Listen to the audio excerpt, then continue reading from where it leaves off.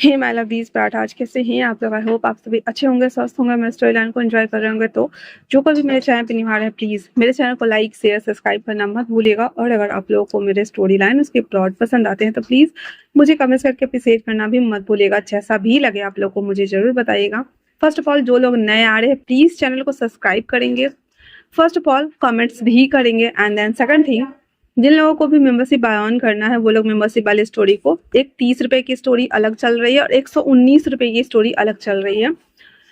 तो जो पसंद आए वो प्री क्लिक करके आप उस स्टोरी को एंजॉय कर सकते हैं, ओनली फॉर वही जो इंटरेस्टेड हैं, बाकी सबके लिए प्रेशर नहीं है। थर्ड थिंग, जिन लोगों को भी हॉट पार्ट सुनना है वो लोग टेलीग्राम चैनल को ज्वाइन कर सकते हैं। किसी ना किसी स्टोरी के नीचे एक ना एक लिंक रहता है। जिन लोगों को इच्छा है वो लोग ज्वाइन करें एंड देन सुन सकते हैं। जिन लोगों को नहीं इच्छा है वो लोग नहीं ज्वाइन करें, ना ही सुने, ठीक है ना। और सेकंड थिंग ये कि बहुत सारे लोगों को क्या ही बोलूँ मैं छोड़ो, जाने दो, इतना ही रहते हैं। तो जिन लोगों को भी स्टोरी पसंद आती है तो प्लीज़ कमेंट्स जरूर करें, लाइक करें एंड देन चलो हम इस स्टोरी को स्टार्ट करते हैं। एक लैब में जो कि एक साइंस टीचर था और ये हमारा विंग है, second main lead character wing. ये एक मेल प्रेगनेंसी स्टोरी है, गे वर्जन, ठीक।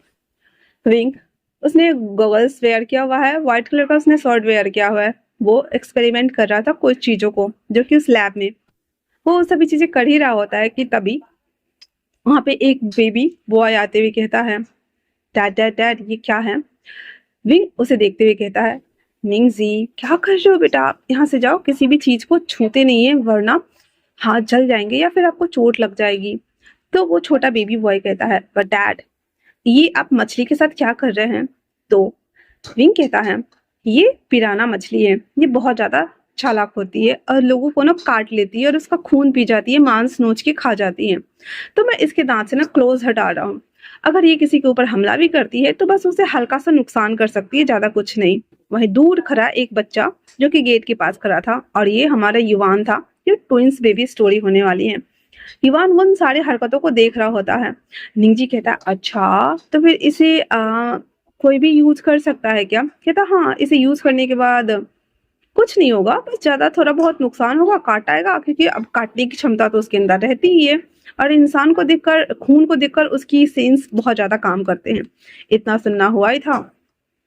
निंजी कहता, वाह मेरे डैड सुपर्ब है, इतना बोलकर वो बैठा हुआ था। तो फिर विंग कहता है, अच्छा आपकी क्लास नहीं है, चलो आप अपनी क्लास में जाओ। और हमारा जो निंजी है 5 साल का है, पर वो नर्सरी में है फिलहाल से, क्योंकि किडजी स्कूल से निकालकर विंग जिस स्कूल में पढ़ाता है उसी स्कूल में उस बच्चे को भी एडमिशन करवा दिया हुआ था। वो जब बाहर जाने लगता है तो यहाँ पे युवान और निंजी दोनों ट्विंस बेबी हैं। निंजी देखते हुए कहता, कका कका क्या हुआ। युवान कहता है, कुछ नहीं छोटे, तू क्लास जा।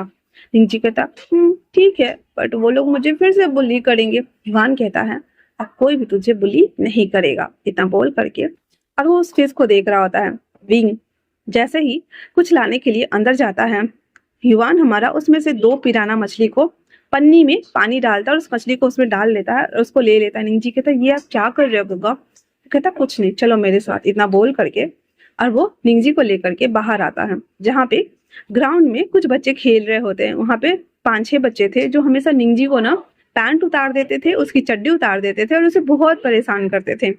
दैट्स वाई हमारा युवान आते ही कहता है, तुम सबको मैं नहीं छोड़ूंगा। इतना बोलते ही वो जो पन्नी में पिराना मछली दोनों में एक एक भर के लाया हुआ था उन सब बच्चे के ऊपर फेंक देता है। अब हालांकि पिराना मछली पानी में रहने वाली थी, पर बाहर फेंका था इसने तो ज्यादा देर तो नहीं, पर 3-4 बच्चों को वो काट लेती है। उसके बाद युवान और निंजी उसे देख रहे होते हैं। अब उन्हें पता है कि बाद में पनिशमेंट मिलने ही वाली थी, पर उसने अपना बदला ले लिया हुआ था। थोड़ी देर बाद प्रिंसिपल ऑफिस में विंग अपना सर नीचे झुकाए खड़ा था। दोनों बेबी अपना सर नीचे झुकाए खड़े थे और 4 बच्चों को जिसने पिराना मछली ने काटा हुआ था, किसी का हाथ, किसी का मुंह, किसी का कान, किसी का पैर, ऐसे काटा था। तो जो प्रिंसिपल थे ना उसके फैमिली वाले भी थे। तो वो प्रिंसिपल विंग पे चिल्लाते हुए कहता है, ये क्या है, तुम्हारे लैब से ये मछली बाहर कैसे आई और तुम इस मछली के ऊपर क्या एक्सपेरिमेंट कर रहे थे। तो विंग युवान और निंजी को देख रहा था, असहाय फील कर रहा था क्या आंसर करे। वो कहता है, आई एम सॉरी सर, मैंने ध्यान नहीं दिया कि बच्चे कब अंदर आ गए। तो प्रिंसिपल कहता है, ऐसे सिखाते हो तुम बच्चे को ताकि वो जाकर के बदला ले सके। विंग वापस से कहता है, I am really sorry sir, I am really sorry. Principal कहते हैं मैं सॉरी का अचार डालूं, इसकी फैमिली वाले को मैं क्या कहूँ। विंग कहता है सर एक्चुअली मैं इसके क्लोज निकाले गए थे तो ये ज़्यादा हानिकारक नहीं है, बट आप इसे सेफ्टी और सुई वगैरह जो आते हैं वो लगवा दीजिए, वो ठीक हो जाएगा।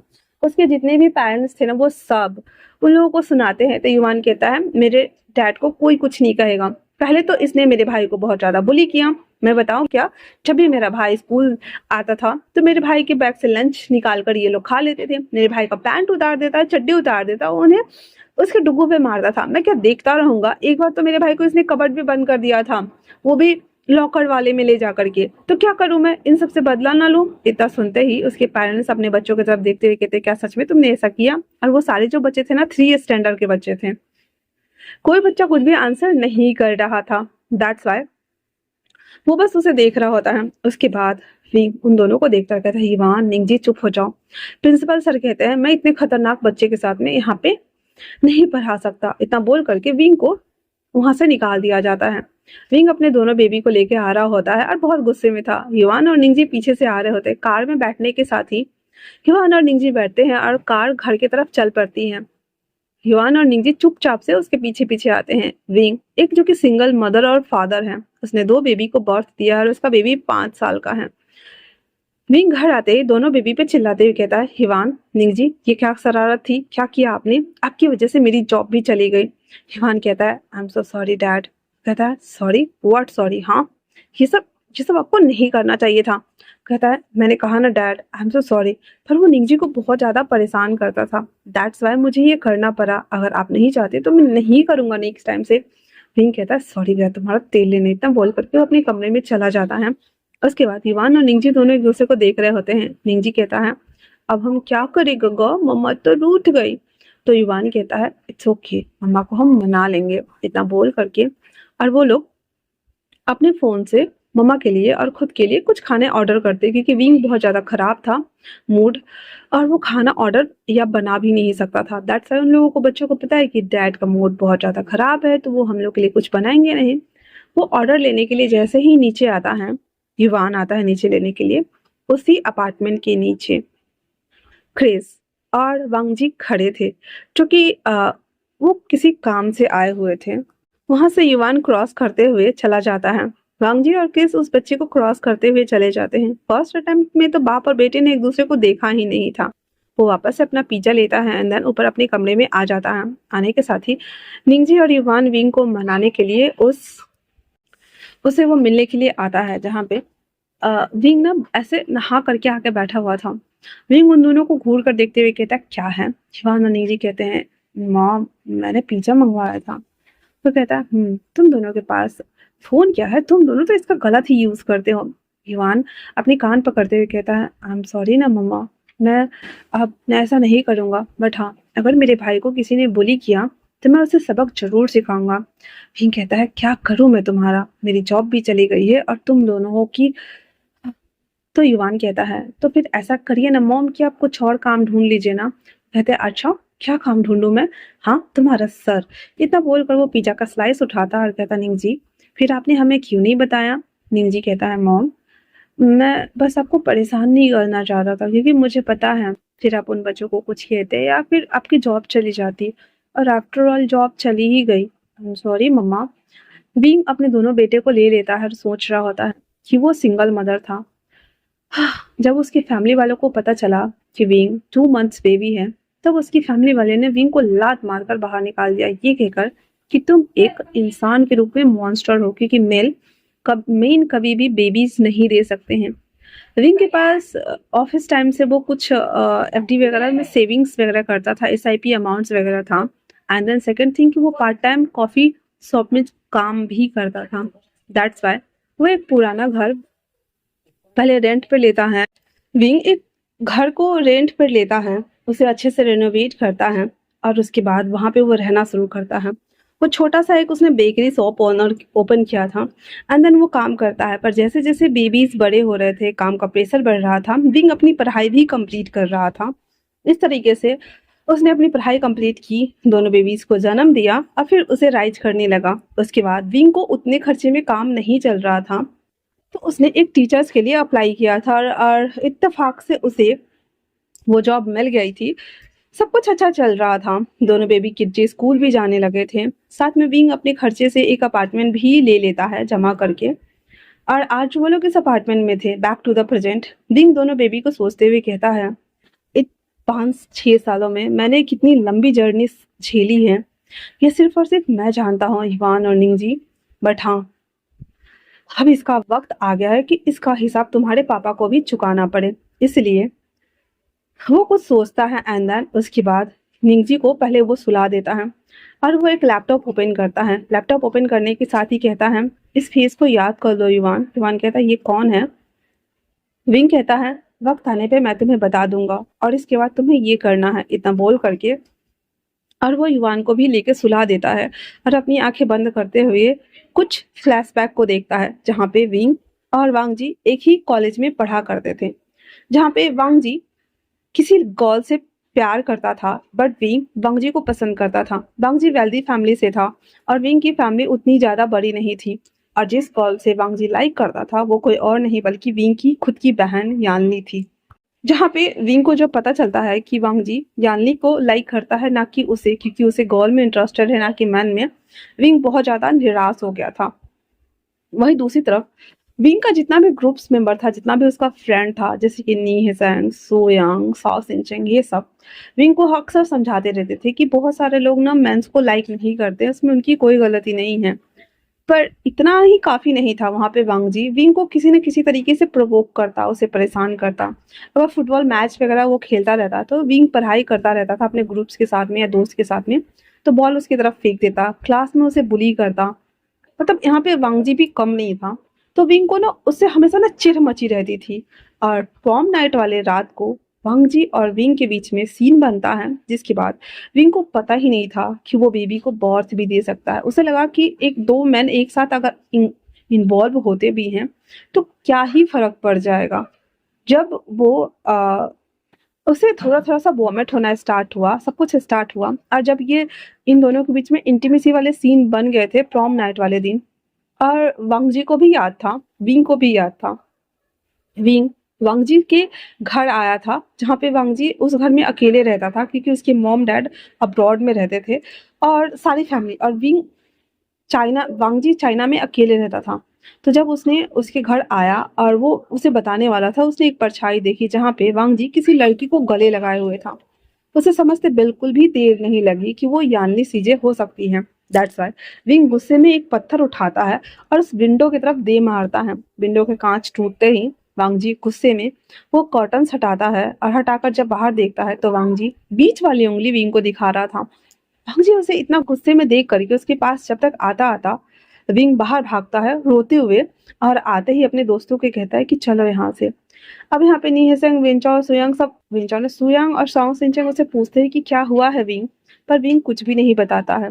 ये कि उसकी बहन के साथ वांगजी था, दैट्स वाई उसे बहुत ज्यादा बुरा लग रहा है। वो उस रात अपने घर भी वापस नहीं जाता है और वो नी हेसेंग के साथ उसके अपार्टमेंट में ही रुक जाता है। पर एक मंथ बाद जब विंग की तबीयत अचानक से बिगड़ना स्टार्ट हो गई, डॉक्टर से जब उसका चेकअप कराया गया, पूरी फैमिली वाले शॉक्ड थे। और तब जा करके सबको पता चला कि विंग बेबी को बर्थ दे सकता है और वो सच में प्रेग्नेंट है। विंग ने सारी बात बता दी अपनी फैमिली वालों को। उसकी फैमिली वाले ने विंग की सुनी ही नहीं, बल्कि उसकी मॉम ने उसे थप्पड़ मारा और ये कहा कि तुम अपनी बहन की जगह बिल्कुल भी नहीं ले सकती, और तो और मैन बेबी को जन्म नहीं दे सकता, तुम हमारे बेटे हो ही नहीं सकते। हमने तुम्हें कैसे पैदा कर लिया मुझे समझ नहीं आ रहा, हो सकता है कि पैदा करते वक्त नर्स ने तुम्हें मेरे बच्चे से एक्सचेंज कर लिया हो, इसलिए मेरे घर से निकल जाओ। विंग को इतना ज्यादा बुरा लगता है। एक तो उसकी मॉम हमेशा उसकी बहन को और जियांगचिंग को ज्यादा मानती थी, पर विंग कुछ भी अच्छा कर ले, उसके पापा के अलावा घर में जियांगचिंग, यानली और इसकी मॉम कभी भी उसे सराहना करती ही नहीं थी। तो विंग के दिमाग में वैसे भी अपनी फैमिली को लेकर के नेगेटिव पैटर्न बना हुआ था, और ये सुनने के बाद तो उसका दिल पूरा टूट गया। वो 2 मंथ की बेबी के साथ में उस घर से वो निकल आता है। ये तो गनीमत थी कि वो पैसे बचा के रखा हुआ था, इसलिए उसने नी हेसेंग और सुयांग के हेल्प से एक घर रेंट लिया एंड देन उसको रेनोवेट करके अपने आप को वहाँ पे स्टेबल किया। Back to the present, Wing इन सारी बातों को सोचते हुए अपनी आईज क्लोज करता है एंड देन कहता है, अब वक्त आ गया है। कुछ दिन बाद एक बड़ी सी लैंस इंटायर कंपनी के बाहर कार पार्किंग जोन में एक बच्चा वहां पे खड़ा होकर के और एक कार में ना किल चुभो देता है। चुभोने के बाद वो वहां से जैसे ही जाने को होता है, कुछ बॉडीगार्ड ना उसे पकड़ लेते हैं।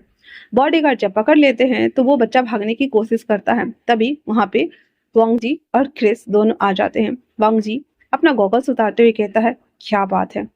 वो बॉडीगार्ड कहता है, सर इस बच्चे ने ना कार में ना कुछ किया है, पूछने पे बता नहीं रहा है। वांग जी अपने घुटनों पे बैठते हुए उसे देखता है, पहले ऊपर से नीचे हुए छबी चीक्स, पतली गोल गोल नोज, आई छोटी छोटी, बाल खूबसूरत था उसका, और कपड़ा भी ठीक ही ठाक था। वांग जी उसे देखते हुए कहता है, हे किडो, क्या नाम है तुम्हारा। वो कहता है, मेरा नाम युवान है। तो वो कहता है, ओ युवान, तो मेरी कार के साथ क्या किया तुमने। युवान कहता है, मैंने आपकी कार को पंचर कर दिया है। इतना सुनना हुआ ही था। तो वांग जी कहता है, और पंचर क्यों किया है। वो कहता है, बस ऐसे ही मेरा मन किया तो मैंने कर दिया, और दूसरी बात कि मैंने एक ही किया है, मैं उन तीनों को भी करना चाहता हूँ। इतना सुनना हुआ ही था। तो वांग जी कहता, व्हाट, हत्ता, एक तो छोटा पैकेट हो और इतनी बड़ी बातें कर रहे हो। आखिर तुम्हें किसने भेजा है। हाँ, और आसपास देखता और कहता, तुम्हारी मॉम कहाँ है। वो कहता है, मेरी मॉम, मेरी मॉम नहीं आएंगी। वांग जी को जो छौंट रहा था। क्रिस से कहता है, क्रिस इसे लेकर के ऊपर ऑफिस चलो। इतना बोल करके क्रिस इवान को गोद में उठा लेता है, और हमारा जो इवान था वो क्रिस को दांत काट लेता है, और क्रिस चिल्लाते है, कहता सो। और वो जब भागने को होता है तो वांग जी कहता है, पकड़ो उसे। छोटा बच्चा था, छोटे छोटे पैर से भाग रहा था। बॉडीगार्ड जाते हैं और उसे पकड़ के लेके आते हैं। वांग जी कहता है, इसे लेकर के आओ। दोनों हाथ से दोनों उसको पकड़े हुए थे, ला करके ऑफिस में और रख देते हैं। वांग जी कहता है, एकदम चुप चुप, एकदम चुप। इतना बोल करके उसके दोनों हाथों को उल्टा पुल्टा करके पकड़ के कहता है, बहुत दिमाग चलता है तुम्हारा। हाँ। वो कहता है, हाँ चलेगा ही, क्योंकि मैं अपनी मॉम का जो बेटा हूँ। बस सुनना हुआ ही था तो उसको खींच आ रहा था बहुत, और कहता है, इसकी मॉम, तुम्हारे पास फोन है। कहता है, फोन करो अपनी मॉम को और बुलाओ यहाँ पे, पता तो चले क्या खा के पैदा किया है तुम्हें। वो खींचते हुए कहता है, हे मेरी मॉम के बारे में कुछ मत बोलिएगा, वरना। कहता है, वरना क्या। युवान कहता है, जब मेरे दोस्तों ने मेरे भाई को बुली किया था तब मैंने उसके ऊपर पिराना मछली छोड़ दिया था। अगर आपने मुझे बुली किया या मेरी मॉम के बारे में कुछ भी बोला, मैं आपके ऊपर साग छोड़ दूंगा। इतना सुनना हुआ ही था तो वांग जी कहता, क्या कहा तुमने। शिवन खड़ा होते हुए एकदम आंखों में आंखें डालकर उसे देखते हुए कहता है, मैंने कहा मैं साग छोड़ दूंगा, क्या चाहिए आपको साग। वांग जी कहता, तेरी की इसकी तो। इतना बोलना हुआ ही था तो युवान ना उधर से भाग जाता है और वांग जी के पकड़ से छूट जाता है। वांग जी सोफा पे मुंह के बल गिर जाता है। वांग जी तो दांत पीसते हुए कहता, क्रिस इसके मॉम को बुलाओ। और उसके बाद गेट को बंद करके वापस से युवान को बिठाया जाता है। क्रिस बैठा हुआ था, कहता है, अपनी मॉम को कॉल करो। युवान कहता है, पक्का ना मैं कॉल करूँ ना। कहता है, हिवान अपना फोन निकालता है, कॉल लगाता है। विंग कॉल पिक करते हुए कहता है, हेलो। हिवान कहता है, मॉम इन लोगों ने मुझे पकड़ के रखा हुआ है, और तो और ये लोग मुझे खाने को भी नहीं दे रहे हैं, और तो और ये लोग मुझे डंडे से मार रहे हैं। मॉम प्लीज मुझे बचाने आ जाओ, मैं लोकेशन सेंड कर रहा हूँ। इतना बोलकर कॉल कट कर देता है। वांग जी क्रिस भी लाइक, हाँ कब मैंने तुम्हें मारा, कब मैंने तुम्हें हाथ लगाया, कितना शैतान हो तुम। युआन उसे देखते हुए आंख मारता है और कहता है, कैसा लगा मेरा मजाक। जी उसके पास आते हुए कहता है, इसकी तो क्रिस बीच में कहता है, sir cool down cool down cool down, वरना आपका बीबी बढ़ जाएगा, आप जाके दवाई खा लीजिए। वांग जी टेबल पे एक हाथ मारते हुए कहता है, जब तक मैं इसकी मॉम से नहीं निपट लेता मैं दवाई तो बिल्कुल भी नहीं खाऊंगा। इतना बोलकर बेचारा हमारा अपना बीपी बढ़ा रहा होता है पूरे कैबिन में घूम घूम करके, और उसकी डर की वजह से ना बाहर तक कोई भी अंदर आने की हिम्मत नहीं कर रहा था। थोड़ी देर बाद विंग पिंक कलर का सूट पहन करके अच्छे से रेडी होकर के वो उस ऑफिस में आता है। आते ही जब रिसेप्शन पूछते हैं कि कहाँ जाना है, वो कहता है कि जिस बच्चे को तुम्हारे बॉस ने किडनैप करके रखा हुआ है उसका मैं फादर हूँ। इतना सुनना हुआ ही था। वो कहता, बच्चा। वो कहता, बच्चा कॉल करो। फिर वांग जी को कॉल लगाया जाता है। क्रिस कॉल पिक करते हुए कहता है, हाँ उसे ऊपर आने दो। विंग बड़े स्टाइल से ना मटकते हुए अंदर आता है। जैसे ही अंदर आता है गेट ओपन होता है। विंग स्टाइल से अपना गॉगल्स ना उतारते हुए कहता है, युवान। ये वर्ड सुनते ही वांग जी जैसे उसकी तरफ देखता है, विंग और वांग जी दोनों एक दूसरे को देख रहे होते हैं। वांग जी उसे देखते हुए कहता है, क्या ये तुम्हारा बच्चा है। विंग कहता है, हे हु आर यू। हाँ, और मेरे बेटे को तुमने क्यों यहाँ पे पकड़ के रखा हुआ है, तुम अपने आप को समझते क्या हो। विंग उसके ऊपर चढ़े जा रहा है, तुम्हारी हिम्मत कैसे है मेरे बेटे को यहाँ उठा कर लाने की, आखिरकार मेरे बेटे ने ऐसा क्या कर दिया कि तुम उसे अपने कैबिन में हॉस्टेज बना के रखे हुए, मुझे बताओगे जरा? हाँ, तुम होगे कहीं के बहुत बड़े रईस अमीरजादे, पर मेरे बेटे से दूर रहो। इतना बोलकर विंग उसके ऊपर चढ़े जा रहा था। हाँ जी, उसे देखते ही कहता है विंग, और इतना बोलते उसके बाहों में बेहोश हो जाता है। विंग कहता है हे वांग जी, हे वांग जी, होश में आओ। युवान और किस दोनों हाँ करके देख रहे होते हैं। और युवान कहता है मम्मा, आप इसे जानते हो? इसका मतलब क्या ये? तो क्रिस कहता है हमें इसे जल्दी ना हॉस्पिटल लेके जाना होगा, सर को बीपी बढ़ गया हुआ है। विंग और वांग जी और क्रिस और इवान सब हॉस्पिटल आते हैं। हॉस्पिटल आकर के वांग जी को शिफ्ट कराया जाता है। डॉक्टर चेकअप वगैरह करके पानी का बोतल चढ़ा दिया हुआ था। एंड देन विंग उसके सामने में खड़ा था, हाथ को एकदम क्रॉस किए हुए। वांग जी धीरे से कहता है तुम मुझे सच सच बताओ, ये तुम्हारा बेटा है? विंग कहता है तुमसे मतलब पहले ये बताओ कि तुम्हारे कितने पैसे बनते हैं, तुम्हारे मुंह पे मारूंगी और मैं अपने बेटे को यहाँ से लेके जाऊंगी। वांग जी कहता है इसने पता है क्या किया है? विंग कहता है कि होगी कुछ छोटा मोटा शरारत, इसके बदले में तुम इसे हॉस्टेज करने वाले हो। तुम्हें पता है मैं पुलिस में कंप्लेन कर दूंगी, देख लेना। हम जी कहता है इसने मेरे कार के टायर्स के हवा निकाल दिए थे। विंग कहता है ऐसा हो ही नहीं सकता। युवान, क्या तुमने सच में ऐसा किया? युवान कहता है हाँ मम्मा, एक्चुअली मैं इनके कार के नीचे ना छोटी सी बिल्ली छुपी हुई थी, वो निकल नहीं रही थी। मैंने उसे कितना निकालने की कोशिश किया था, बट वो फिर भी नहीं निकल रही थी। इसलिए मुझे कुछ समझ नहीं आया, तो मैंने वो हवा निकाल दिया। अगर कार चलती तो बिल्ली भागती तो उसके नीचे चली जाती तो मर जाती ना। मैंने अच्छा किया ना मम्मी। इवान कहता हाँ हाँ मेरे बच्चे, तुमने बहुत बहुत अच्छा किया, गुड जॉब। इतना बोल करके वो दोनों एक दूसरे को देख रहे होते हैं। विंग आंख मार देता उसे।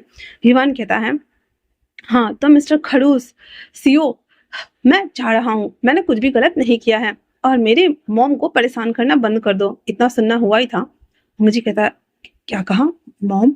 विंग कहता है नो नो नो, गलती से इसने मॉम बोल दिया, डैड डैड।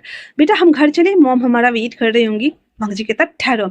इतना बोलकर जब तक वो उठता, हाथ फैलाता फैलाता विंग वांगजी को देख ही रहा था, और विंग ने अपना बेटा को लेकर निकल गया हुआ था। और बाहर आते ही दोनों एक दूसरे से हाई फाई करते हैं।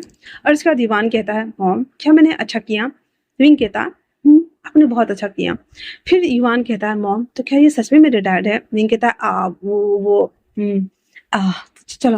युवान कहता है मॉम प्लीज आप झूठ मत बोलो, क्योंकि आपने उसे चिल्ला कर बोला वांग जी, पक्का वो मेरे डैड होंगे, तभी तो आप एक दूसरे को जानते हैं ना। विंग कहता है एक दूसरे को जानने का मतलब ये नहीं है कि हम दोनों एक दूसरे को जानते होंगे, मेरे साथ वो साथ में पढ़ता था, दैट्स वाई हम उसे जानते हैं, और वो बहुत बुरा है, उसे दूर रहो, ठीक है ना?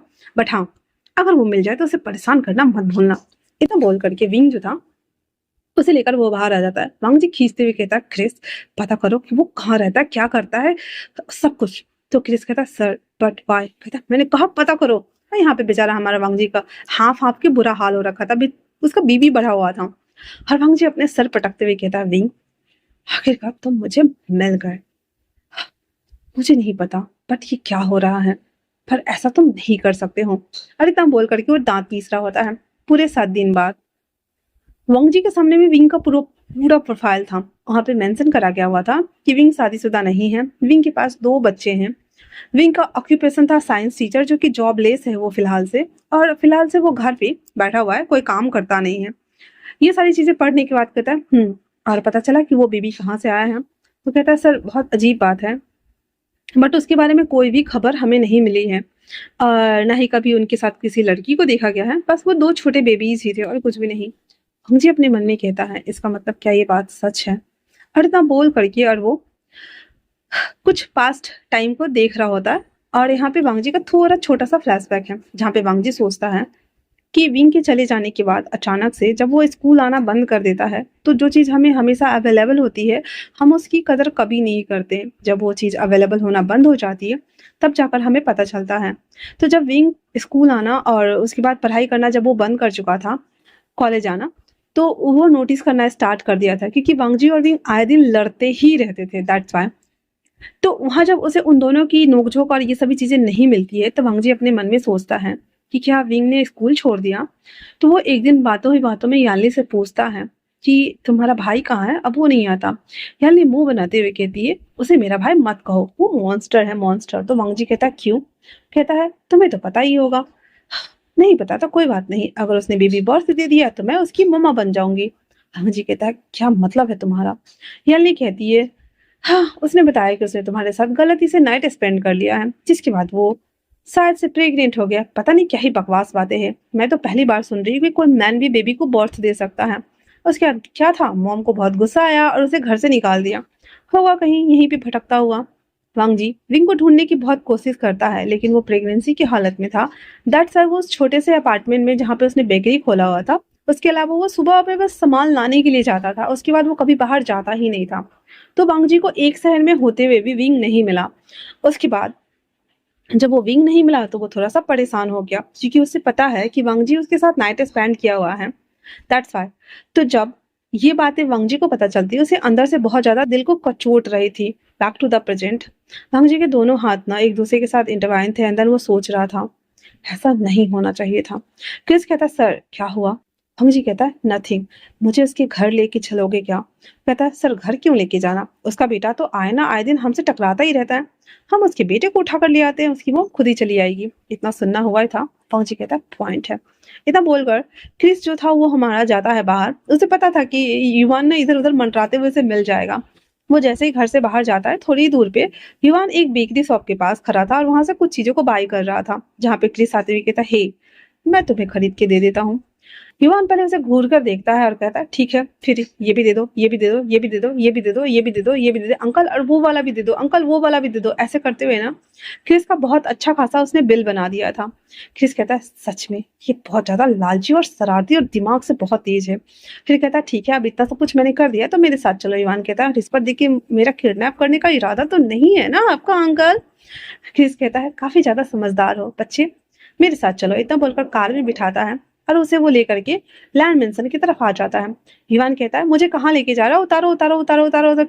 इस चिल्ला रहा होता है। क्रिस कहता है, एकदम चुप चुप चुप, एकदम चुप। सर ने बुलाया तुम्हें, वहां पे तुम्हें और भी बहुत सारे चॉकलेट और बेकरीज रखा हुआ है, वो तुम्हें खुद से देना चाहते हैं। दैट्स वाई मैं लेके जा रहा हूँ। युवान उसके बाद शांत हो जाता है और उसके बाद जो क्रिस था वापस से उसे आराम से लैंड मेंशन लेकर आता है। लैंड मेंशन में वांग जी अपने घर में अकेला रहता था। उसकी पूरी फैमिली अब्रॉड रहती थी और वो यहाँ से अपना बिजनेस चलाता था। जैसे ही कार सुनता है और वो बाहर निकल कर आता है तो वो सामने देखता है क्रिस युवान को बड़े प्यार से लेके आ रहा है। युवान के हाथ में ना बहुत बड़े बड़े ना 2-3 पैक पॉलिथीन के उसमें भरे हुए चिप्स वगैरह से। वो जब हंसते हुए आता है, वांग जी कहता है, ये सब क्या है?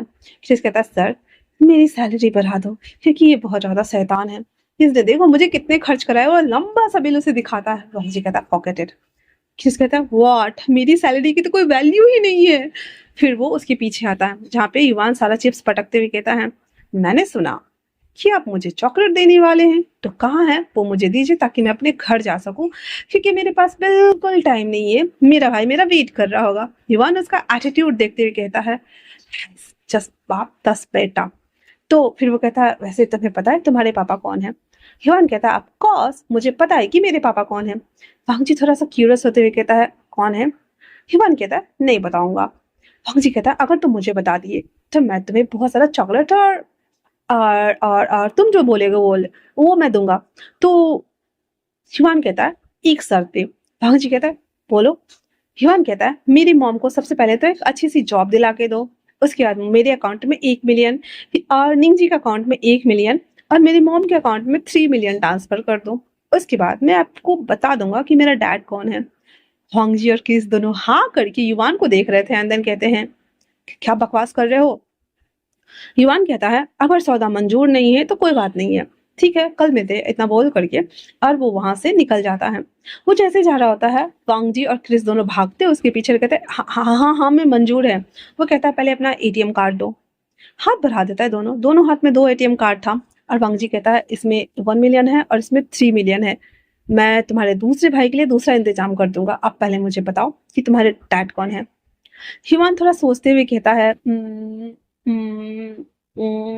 मेरे पापा का नाम मिस्टर लैन ओंग जी है। इतना सुनना हुआ ही था। क्रिस और वांग जी दोनों एक दूसरे को देखते हुए कहते हैं, क्या? युवान कहता है, हाँ, और मुझे पता है कि वो मेरे पापा मेरे सामने खड़े हैं, बट वो मेरे पापा हो ही नहीं सकते। I hate you. और इतना बोलकर वो कार्ड लेके जा रहा होता है। वांग जी और क्रिस दोनों गार्डन एरिया तक उसका पीछा करते हुए आगे आकर कहते हैं, बट वाई हेट यू मी? तो वो कहता है, बट वाई हेट यू? ये सवाल अच्छा है। जब मेरी मॉम 2 मंथ्स प्रेग्नेंट थी तब मेरे ग्रैंडमदर ने मेरे मॉम्स को बाहर निकाल दिया। फिर मेरे मॉम्स ने इतनी मेहनत करके मुझे पाला, पोसा, बड़ा किया, पढ़ाया लिखाया। ये 1 मिलियन तो कम है। हाँ, आपका क्या था? 2 मिनट के लिए उनके पास गए होंगे, तीसरी मिनट में काम तमाम किया होगा और ऊपर से मैं आ गया उनका बॉर्डन बन के। तो मेरी मम्मी को इतना सताने के लिए ये 6 साल की पेनल्टी फीस है, दैट्स इट। इतना बोलकर जब वो जा रहा होता है, क्रिस और वांगजी दोनों बेबी को देख रहे थे। क्रिस कहता है, बात तो सही कह रहा है, 2 मिनट की सजा उम्र भर की, 2 मिनट का मजा उम्र भर की सजा। वांगजी उसके सर पे टपली मारते हुए कहता है, बहुत बोल रहे हो तुम। फिर उसके पास आते हुए कहता है, ऐसा हो सकता है कि तुम्हारी मॉम भी हमारे साथ आके रहे और तुम भी हमारे साथ आके रहो तो? युवान कहता है, पहली बात तो ये कि मेरी मॉम ने बताया कि आपके पास आपकी सो कॉल्ड फियांसे हैं। दूसरी बात ये कि मेरी मॉम अकेले रहना सीख चुकी है। तीसरी बात ये, हमें आपकी जरूरत नहीं है, हमें आपके पैसों से मतलब था। 1 मिलियन और बचा हुआ है, वो आके दे दीजिएगा, वरना मैं आपका खून पीने दोबारा आ जाऊंगा। वांग जी उसकी बात सुनता और कहता है, क्या बकवास कर रहे हो तुम? युवान कहता है, मैं बकवास नहीं करता डैड। इतना बोलकर जब वो जाने लगता है तो एक होता है ना ममता का भाव। उस टाइम जब गुस्से में से युवान ने डैड बोला था, वांग जी कहता है, ठहरो। युवान रुक जाता और कहता, अब क्या हुआ सो कॉल्ड डैड? तो वांग जी कहता है, मुझे मंजूर है, तुम अपनी मॉम को बोलो यहाँ आ जाने के लिए। वो कहता है, ये तो मुश्किल है, मेरी मॉम तो आने से न रही। अगर आपको चाहत है तो जाओ लेकर आओ। हाँ, अगर मुझे चॉकलेट देने का प्लान हो तो आप मुझे जरूर बुला लेना, मैं आ जाऊंगा। वैसे मेरा भाई मेरा वेट कर रहा है और मैं उसे वेट नहीं करा सकता। इतना बोल करके वो चला जाता है वहां से। अब जो हमारा वांगजी था वो वहां पे बस उसे जाते हुए देखता है और कहता है, क्रिस। क्रिस कहता है, सर मुझे कुछ भी समझ में नहीं आ रहा है, अब प्लीज मुझे डिटेल में बताओगे, उसने मॉम डैड क्या बोल के गया वो? तो फिर वांगजी अंदर आता है, फिर उसे बता देता है कि क्या हुआ था और कैसे वो नशे के हालत में विंग के साथ वो इंटीमेट हो गया। हालांकि उस कमरे में कोई नहीं था उन दोनों के अलावा और वो दोनों एक स्टोर रूम में फंस गए थे। और विंग वांग जी याद करता है कि वो सभी फ्रेशर्स बच्चों के लिए सॉफ्ट ड्रिंक रखा हुआ था और जो सीनियर्स थे ना उसके लिए हार्ड ड्रिंक रखा हुआ था। पर वांग जी ने गलती से हार्ड ड्रिंक पी लिया था और उसको नशा आ गया था। वहीं दूसरी तरफ विंग जो कि वॉशरूम गया हुआ था, जब उसने वांग जी को लड़खड़ाते हुए देखा तो वो वांग जी को लेकर के ऐसे संभालते हुए जब उसे लेके आ रहा था तो अचानक से स्टोर रूम खुल जाता है। ऐसे होता है ना दरवाजा टाइप से, तो धक्का देने से खुल जाता है और वो दोनों गिर जाते हैं। उसके बाद स्टोर रूम ऐसे जाके बंद हो गया था और उन लोगों ने ध्यान भी नहीं दिया कि स्टोर रूम बंद हो गया है।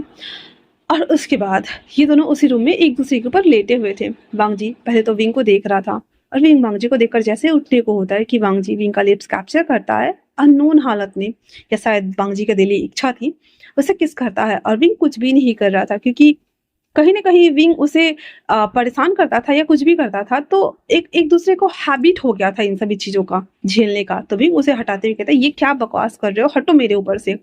पर वांग जी सीधे उसे फ्लिप करते हुए उसके दोनों हाथों को ऊपर करता है पकड़ते हुए और उसके जबड़े को पकड़ के कस के उसे ऐसे रब करते हुए बॉडी को पूरा उसका किस करना स्टार्ट कर देता है। विंग तो पहले बहुत ज्यादा छटपटा रहा था पर वो भी नशे में था। दैट्स वाई जब वांग जी उसके साथ वो सभी थिंग्स कर रहा था और लास्टली जब उसके छोटे बेबी को हाथ में लेकर मसलना स्टार्ट कर दिया था, विंग ने छटपटाना बंद कर दिया था क्योंकि दोनों दूध पीते बच्चे नहीं थे। एक एक सेंसेशन के बाद विंग की बॉडी भी अब डिमांड कर रही थी। वांग जी जैसे तैसे करके, हालांकि विंग को काफी ज्यादा पेन हुआ था बट फिर भी वांग जी जब उसके साथ इंटीमेट हो रहा था उस स्टोर रूम में और बाहर प्रोम नाइट में सब पार्टीज चल रही थी, किसी को पता ही नहीं चला कि वांग जी और विंग के बीच में ये सब कुछ सीन बन गया।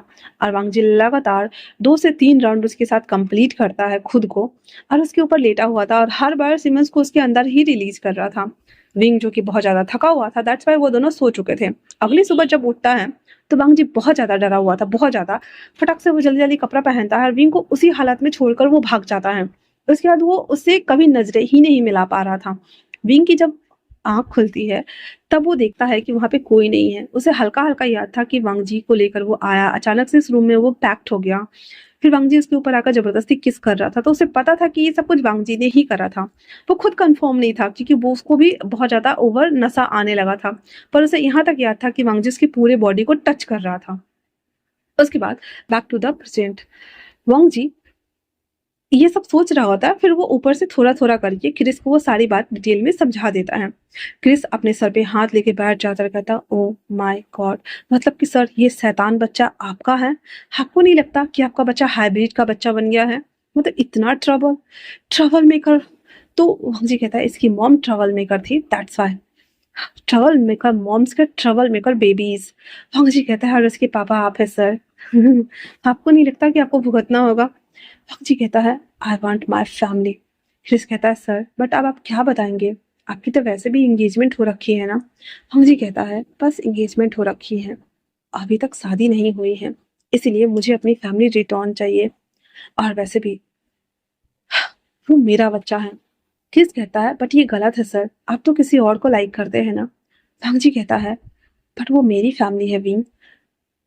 क्रिस कहता है सर इससे क्या फर्क पड़ता है, दिल में किसी और के लिए जगह और इसके लिए किसी और को, ऐसा थोड़ी होता है। भांग जी कहता है मैं ये सब नहीं सुनना चाहता, बस अरेंज करो ताकि मैं उसे किसी तरीके से यहाँ लेके आ सकूं।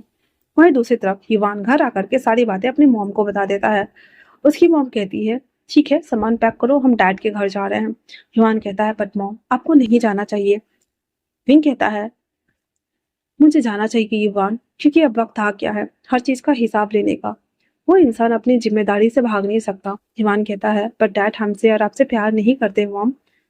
विंग कहता है प्यार पाना कौन चाहता है युवान, मैं तो बस अब रिवेंज चाहता हूँ, क्योंकि मैंने बहुत सफर कर लिया है और अब नहीं। इतना बोल करके वो सामान पैक करता है। निंगजी सो रहा था, उसे गोद में लेता है एंड देन सभी चीजों को लेकर के वो सीधे लैंड मेंशन पहुंचता है। पहले तो वो जब लैंड मेंशन आता है तो सिक्योरिटी गार्ड आने नहीं दे रहे थे। फिर इवान जब उसे बोलता है कि मैं तो थोड़ी देर पहले यहाँ से गया हूँ, जाके पूछ लो। फिर सिक्योरिटी गार्ड अंदर जाके बोलता है तो क्रिस और वांग जी भाग कर बाहर आते हैं, जहाँ पे विंग विंग के गोद में निंगजी, दो बड़े बड़े सूटकेस, उसके बाद युवान था। वांग जी विंग को देखते ही कहता है विंग। विंग कहता है hello hello hello lovelies and lovelies mens, मैं यहाँ पे रहने के लिए आई हूँ, अगर किसी को आपत्ति है तो वो मेंशन छोड़ के जा सकता है, और हाँ मिस्टर लैन वांगजिया, लैन वांगजिया, ये दो चाइल्ड तुम्हारे हैं, तो उसकी मम्मा होने के नाते मैं यहाँ पे रह सकती हूँ। हाँ ऑफकोर्स मैं रह सकती हूँ। इतना बोल करके वो सूट के वहीं छोड़ देता है और अंदर जाने लगता है। वांगजी और किस बस हाँ करके देख रहे थे।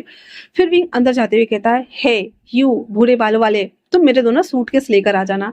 क्रिस अपनी तरफ पॉइंट करते हुए कहता है हाँ मैं? तो विंग कहता है यहाँ कोई और नजर तो मुझे नहीं आ रहा है, वैसे अगर तुम कम पड़ जाओ तो इसे भी बोल देना। इतना बोलकर वो अंदर आता है। युवान अपनी कमर पे हाथ लिए खड़ा था। तुम दोनों शकल क्या देख रहे हो, काम पे लग जाओ नौकरो। इतना बोलकर वो उन दोनों को चीरता हुआ अंदर चला जाता है। वांग जी भी लाइक नौकरो, मेरे घर में मुझे ही नौकर बनाया जा रहा है। फिर बाद में दोनों दोनों सूटकेस लेते हुए अंदर आते हैं और किस कहता है सर मैं जा रहा हूँ, मुझे ये फैमिली ड्रामा में इन्वॉल्व मत करो। तो ईवान कहता है कल ठीक टाइम पे आ जाना, क्योंकि मुझे तुम्हारे साथ खेलना है। क्रिस कहता है मेरी बलि की बकरी क्यों दे, मुझे बलि का बकरा क्यों बना रही हो? तो ईवान कहता है क्योंकि कोई और नहीं है ना बकरा बनने के लिए, तुम्हें ही बनाऊंगा मैं, कल आ जाना। इतना बोल करके उसे बाय बाय टाटा करता है। वांग जी विंग को देख रहा था, जहाँ पे विंग युवान को सोफा पे लिटाए हुए था। विंग एक्शन मोड में आते हुए कहता है अब मुझे बताओ कि मेरा बेडरूम कौन सा है। विंग उसे देखता है और वांग जी बस उसे सैंटी होकर देख रहा था। विंग कहता है हेलो हेलो हेलो, मैंने बोला कि मेरा बेडरूम कौन सा है। वांग जी कहता है ऊपर से लेफ्ट तीसरा नंबर। विंग बेबी को उठाता है और उसे लाकर के बेडरूम में सुला देता है। विवान को कहता है तुम यहाँ पे रहो, तुम्हारे पापा से कुछ पर्सनल बातें करनी है। विवान कहता है मम्मा अगर आपसे ना संभले तो मुझे बुला लेना, वैसे भी पापा मुझसे काफी ज्यादा डरते हैं, मैं उनका कोई कीमती चीज तोड़ दूंगा, उसके बाद उनका गुस्सा सातवें आसमान पे होगा। विंग कहता है अभी उसकी जरूरत नहीं है। नीचे आता है, अपने हाथ को क्रॉस करते हुए आराम से बैठ जाता है और कहता है अगर तुम्हारे मन में कोई सवाल है तो मुझसे पूछ सकते हो।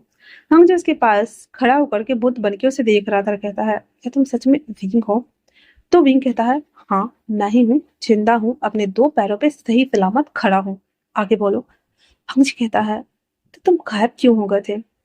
विंग कहता है रीजन काफी सटीक है, मेरे पेट में दो ट्विंस बेबी के फिटस थे, अब मैं तुम्हें बताने के लिए आया था तो तुम तो मेरे बहन के साथ हुकअप करने में लगे हुए थे, तो मैं कैसे तुम्हें डिस्टर्ब कर सकता था ना मिस्टर सो कोल्ड, क्या बोलूं तुम्हें मैं। वैसे खैर छोड़ो जो भी हो। तो फिर मैंने तुम्हें बताया नहीं, तुम्हें याद है जिस दिन मैं तुम्हारे घर के ऊपर पत्थर मार के गया था, मैं तुम्हें बताने आया था, पर मुझे लगा कि तुम कुछ ज्यादा इंगेज जा रहे हो, तो फिर उसके बाद मैंने तुम्हें डिस्टर्ब करना उचित नहीं समझा। वैसे कैसे चल रही है तुम्हारी ये लव लाइफ? वैसे मेरी बहन दिख नहीं रही है, कहाँ है वो? मुझे कहता है हमारी बस एंगेजमेंट हुई है। वो कहता ओ रियली, अच्छा तो फिर शादी कब करने वाले हो? वैसे मुझे मेरा हिस्सा दे दो और फिर उसके बाद मैं चली जाऊंगी, वैसे भी मुझे तुम्हारे लाइफ में रहने के कोई इंटरेस्ट नहीं है। भंग जी कहता है और तुम्हें कहाँ जाना है विंग? विंग कहता है, आह, तुम मेरे ऊपर ऐसे डोमिनेंट नहीं हो सकते, ऐसे भी मुझे तुम बिल्कुल पसंद नहीं हो विंग, बोलता है वांग जी को। वांग जी कहता है, तुम्हारे पसंद करने से क्या होता है, वो दोनों बच्चे मेरे हैं, इस नाते तुम भी मेरे हुए। फिंग कहता है, ओ हेलो हेलो, इनडायरेक्टली मुझे अपना बनाने की कोशिश मत करो। अब देखो, मैं अपनी बहन की जगह लूंगा, तुम एक तो मेरी बहन नाराज हो जाएगी वो अलग, फिर से मेरे मॉम डैड बोलेंगे हाय हाय हाय मेरी बेटी का घर उजाड़ दिया, भले ही मैं सड़क पे जाके भीख मांग लूं। जी कहता है, तुम्हें कहीं जाने की कोई जरूरत नहीं है। विंग मेलोड्रामा करते हुए कहता, फूह चलो अच्छा है, वैसे 1 मिलियन बचा हुआ है वो मुझे दे दो। फंगजी कहता है, ये पूरी घर तुम्हारी। विंग कहता, ओ सच में, फिर तुम बाहर जाके सो सकते हो। वांगजी कहता, विंग कहता, ओके ओके, मजाक कर रहा था। हाँ, घर में कोई है जो खाना बना सकता है, क्योंकि मुझे भूख लगी है। वो तो छोड़ो, मेरे बेटे को भूख लगी है। वांगजी कहता है, हाँ है, मैं बोलता हूँ। उसके बाद वो उस नौकर को बुलाता है और कहता है, बच्चों के लिए और हम लोगों के लिए खाना बना दो। वांगजी फिर उसके पास आकर जैसे टच करने को होता है, विंग साइड हो जाता है और कहता है, फिर से मेरे साथ ऐसा वैसा करने के बारे में सोचते रहने हो ना, सोचना भी मत। इतना बोल करके वो ऊपर चला जाता है। हिवान कहता है, डैड ने क्या कहा? विंग कहता है, नथिंग। वो थोड़ा सा सैड हो गया था और कहता है, मैं वॉशरूम जा रहा हूँ। युवान समझ रहा था कि इसकी मोम अंदर से थोड़ी सी परेशान तो है। वो नीचे आ जाता है, दोनों साइड पिल्लो लगाकर, आते ही कमर पे हाथ लेकर के वांगजी को घूर रहा था। वांगजी का तो स्ट्रेस लेवल बढ़ा हुआ था, वो हाँफते हुए बैठा हुआ था।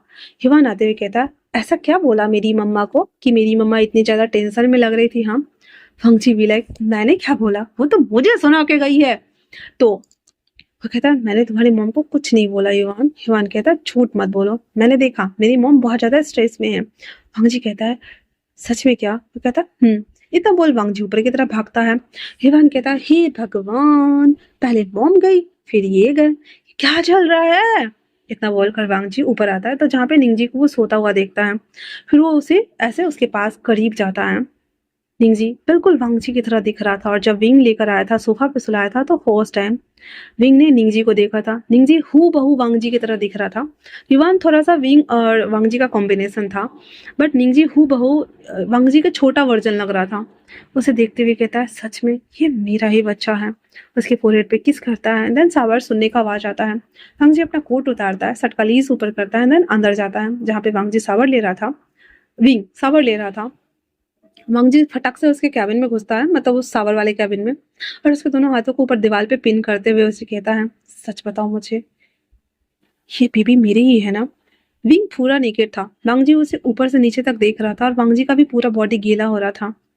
विंग कहता है, छोड़ो मुझे, और इस तरह से मेरे वॉशरूम में क्या कर रहे हो? हाँ। वांगजी कहता है, ये तुम्हारा washroom? Oh come on Wing, अब इतना शर्माना और ये सब कुछ करना बंद कर दो। विंग कहता है, जब तुमने मेरे साथ वो सभी थिंग्स किया था तब हम ज्यादा बड़े नहीं थे, हम बच्चे थे, पर अब मैं कोई दूध पीता हुआ बच्चा नहीं हूँ। वांगजी कहता है, कोई बात नहीं, तो फिर मैं तुम्हें दूध पीता हुआ बच्चा दे देता हूँ ना। विंग कहता है, shut up and then go. Wang ji कहता है, नो वे, पहले ये बताओ कि क्या सच में वो बेबी मेरे हैं? वांगजी कहता है, ठीक है। विंग कहता है वांगजी से, ठीक है, टेस्ट करवा लो, तुम्हें खुद पता चल जाएगा कि वो बच्चे तुम्हारे हैं या फिर किसी और के हैं, और अगर अब तुम्हारा सवाल जवाब हो गया है तो निकलो, कहीं ऐसा ना हो कि मेरे टच करने से तुम गंदे हो जाओ। वांगजी वांगजी कहता है, just shut up and then इतना बोलकर उसके नेक को वो लिक करना स्टार्ट कर देता है, क्योंकि विंग को नेकेड देखने के बाद वांगजी के अंदर का शैतान बाहर आ रहा था। विंग उसे मुंह करते हुए कहता है, कहीं ऐसा ना हो कि मेरी बहन इस हालत में तुम्हें देख ले और फिर वो गलत ही समझ ले। वांगजी कुछ भी नहीं बोल पा रहा था, पर वो अपने डिजायर्स को कंट्रोल नहीं कर पा रहा था। जब उसने ऐसा बोला विंग ने, वो रुक जाता है और गुस्से में वहां से तमतमाते हुए अपने वॉशरूम में चला जाता है। वॉशरूम में शावर के नीचे खड़ा होकर के वो बहुत ज्यादा ऐसे सीख रहा होता है, आहा करके, और अपने आप को जब हालत देखता है तो वो बहुत ज्यादा शॉक्ड हो गया था, क्योंकि उसने ऐसा बिल्कुल भी उम्मीद नहीं किया था कि वो इतना ज्यादा हार्ड हो जाएगा। उसे तो लग रहा था कि उसे गर्ल्स पसंद है, दैट्स वाई वो मेन को किसी भी हालत में देखेगा तो वो हार्ड नहीं होगा। पर वांगजी के दिमाग में स्टिल विंग की वो छवि पूरा ऊपर से नीचे वाली दिख रही थी और चल रही थी। वांगजी ऐसे खुद को काम डाउन कराने की कोशिश करता है, हाथ से भी वो मास्टरबेट करता है, देन थोड़ी देर बाद वो बाहर आता है तो उसका फोन पे रिंग जा रहा था, जैसे नंबर्स देखते ही वांगजी का मुंह ही बन गया था। फोन पिक करते हुए कहता है, हेलो। उधर से वॉइस आती है यालनी की, बेबी आज वीकेंड है तो क्या आज हम मिल सकते हैं या फिर मैं तुम्हें लेने के लिए घर आ जाऊं? भंग जी कहता है नो मैं आ जाऊंगा। यानली कहती है उसकी कोई जरूरत नहीं, मैं आ गई हूँ। भंग जी कहता है व्हाट, इतना बोलना हुआ ही था। वो जब बाहर आता है तो यानली ना आ रही होती है अंदर की तरफ। भंग जी जैसे ही दौड़ते हुए आता है, युवान नीचे की तरफ अपने डैड को भागते हुए देखता है तो वो भी आ गया हुआ था। और आते ही कहता डैड डैड टॉवल पहन के आप कहाँ जा रहे हो डैड डैड। और जो हमारा वांगजी था ना वो टॉवल रैप किए ही नीचे भाग के आ रहा होता है। युवान कहता है हे भगवान मेरे डैड कैसे हैं। और इतना बोलकर वो जब पीछे आता है तो यानली आते हुए कहती है हे बेबी आई एम सॉरी। और उसको ना ऐसे चीर के देख रही होती है। भांग जी अभी शर्माना वर्माना सब बंद कर दिया था। नंदन कहता है यानी तुम यहाँ क्या कर रही हो। तो तुम तभी पीछे से वॉइस आती है डैड ये लेडी कौन है। इतना सुनना हुआ ही था तो वांग जी युवान को देखकर हाँ खड़के यालनी को देख रहा होता है। यालनी जो कि स्माइल कर रही होती है और घर को देख रही होती है। और वो बेबी को देखते ही उसका पूरा मुंह बन गया था। और यालनी कहती है इसने क्या बोला अभी वांग जी तुम्हें डैड। तो हमारा युवान कहता है ऑफ कोर्स ये मेरे डैड है तो मैं डैड ही बोलूंगा ना। यानली कहती है क्या बकवास कर रहे हो तुम लिटिल चैम्प। ये क्या है वांग जी कहता नथिंग। ये ना किसका बेटा है। तो ईवान कहता डैड आप झूठ क्यों बोल रहे हो, मेरी मम्मा ऊपर रूम में शावर ले रही है। इतना सुनना हुआ था। यानली कहती है वांग जी ये सब क्या है। वांग जी कहता है नथिंग यानली कुछ भी नहीं है। तभी यानली ऊपर जाने लगती है। वांग जी उसका हाथ पकड़ते हुए कहता है यानली कहाँ जा रही हो। यानली कहती छोड़ो मुझे, मुझे देखना है कि कौन है ऊपर। इतना बोलना हुआ ही था तो ईवान कहता है मेरी मम्मा है और कौन है, तुम्हें यकीन नहीं आ रहा तो जाके देख लो बैड आंटी। और वो अपना नोज को ऐसे उठा करके कर देता है उसको। अब तो यानली को जो छां उठा वो कहता इसकी तो। वांग जी कहता बचा है छोड़ दो। पर यानली उसका हाथ झटक कर ऊपर जब आती है तो देखती है जहाँ पे विंग ना अपना बाल साफ कर रहा था और युवान को ना देख रहा था। अंदर देखते ही कहती है वो विंग। विंग जब अपनी बहन को देखता है वो कहता है सीजे यानी सीजे। फिर वो थोड़ा सा सैंटी हो गया था, उसके सारे इमोशन बाहर आ रहे होते हैं। एंड देन बाद में वो कहता है वैसे कैसे आना हुआ। फिर वो एकदम एटीट्यूड में आते हुए कहता है तो आपको पता चल गया कि मैं अपने सो कॉल हस्बैंड के साथ रहने आ गया हूँ। वांग जी पीछे से बी लाइक हाँ हाँ हस्बैंड। विंग ना यालनी को थोड़ा सा साइड करते हुए इसके पास आता है। वांग जी के कमर पे पहले पीछे से ऐसे 4 फिंगर से कमर को सहलाते हुए कस के उसको चापता है अपनी तरफ। फिर अपने राइट हैंड से वांग जी के चेस्ट पे हाथ फिराते हुए कहता है हस्बैंड इसे बताओ ना कि तुम मुझे अपने घर क्यों लेके आए हो। बिकॉज मैंने तुम्हें बेबी दिया है, इस नाते से मैं इसकी बायोलॉजिकल मदर तो हुई अपनी बेबी की, इसकी बायोलॉजिकल वाइफ भी हूँ, है ना। इतना सुनना हुआ ही था तो वांग जी की पूरी सिट्टी पिट्टी गुम, उसका गला सूख रहा था डर के मारे। और वो कहता है यानली ऐसा कुछ नहीं है। यानली सीधे विंग को हटाती है और वांग जी को एक थप्पड़ खींच के लगाती है और कहती है तुमने तो कहा था कि तुम्हें विंग से कोई मतलब नहीं है, तुमने मुझसे यही कहा था ना वांग जी, फिर ये सब क्या है। तो इसीलिए तुम पिछले 6 साल से मुझे अवॉइड कर रहे हो और हमारी एंगेजमेंट को 2 साल हो चुके हैं वांग जी। बट फिर भी तुमने मुझे कभी भी एक डिनर डेट के अलावा, एक कैंडल लाइट डिनर डेट के अलावा कुछ भी ऐसा नहीं किया जिससे कि मुझे फील हो कि मैं तुम्हारी गर्लफ्रेंड हूँ। मैं हमेशा तुम्हारे करीब आने की कोशिश करती रही, मैं तुम्हें किस करना चाहती थी, तुम्हें तुम्हारे साथ वो सभी चीज करना चाहती थी। बट जब से तुम्हें पता चला कि विंग प्रेग्नेंट है उसके बाद से तुम मुझे ऐसे अवॉइड कर रहे हो जैसे कि मैं दूध में पड़ी हुई मक्खी हूँ। क्या इसका रीजन विंग है। और वो जैसे ही विंग को मारने वाली थी विंग उसका हाथ पकड़ लेता और कहता है सीजे मैं कोई आपका छोटा सा बेचारा सा भाई नहीं हूँ जिसके ऊपर आप हाथ उठा देते थे या उसे डोमिनेट करके डांट करके भगा देते थे।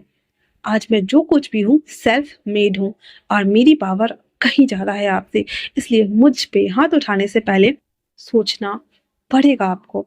वहीं ईवान ये सब कुछ देख रहा था। ईवान आते ही यानली को मारने लगती है और कहती है बैड आंटी आपने मेरी मम्मा को थप्पड़ मारने की कोशिश की, मैं आपको छोड़ूंगा नहीं, देख लेना मैं आपके ऊपर फिजिक्स छोड़ दूंगा। तो ईवान जो बोल रहा था उसे समझ नहीं आ रहा था, वो ईवान को धक्का दे देता है। विंग और वांग जी दोनों चिल्लाते हैं ईवान। फिर यानली कहती है ओ तो सच में तुम्हारे दिल में दर्द हो रहा है, वो भी अपने बेटे के लिए।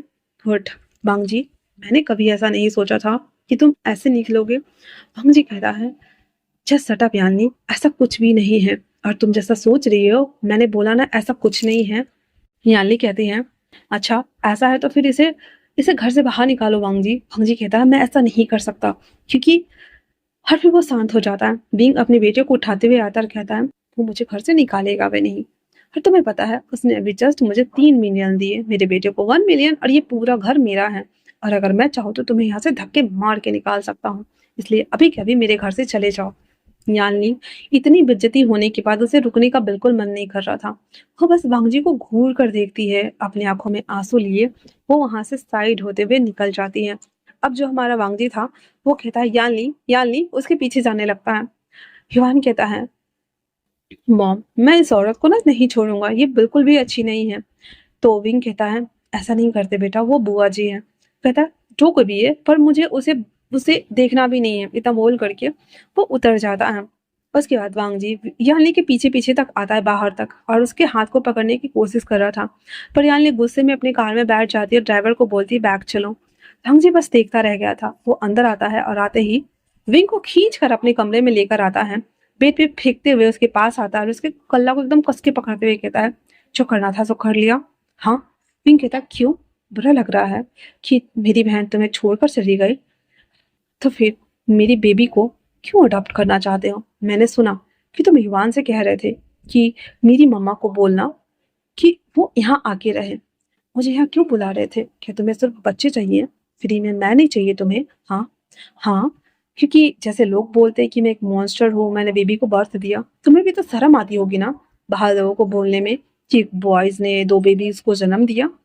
जी कहता है बकवास बंद करो। विंग कहता है फिर तुम्हें इतना बुरा क्यों लग रहा है? हाँ, ऐसे भी हम दोनों के बीच में प्यार जैसा कोई रिश्ता है ही नहीं। विंग उसको ऐसे हाथ को हटाकर खड़ा हो जाता है। वांग जी कहता है प्यार जैसा नहीं है तो हो जाएगा।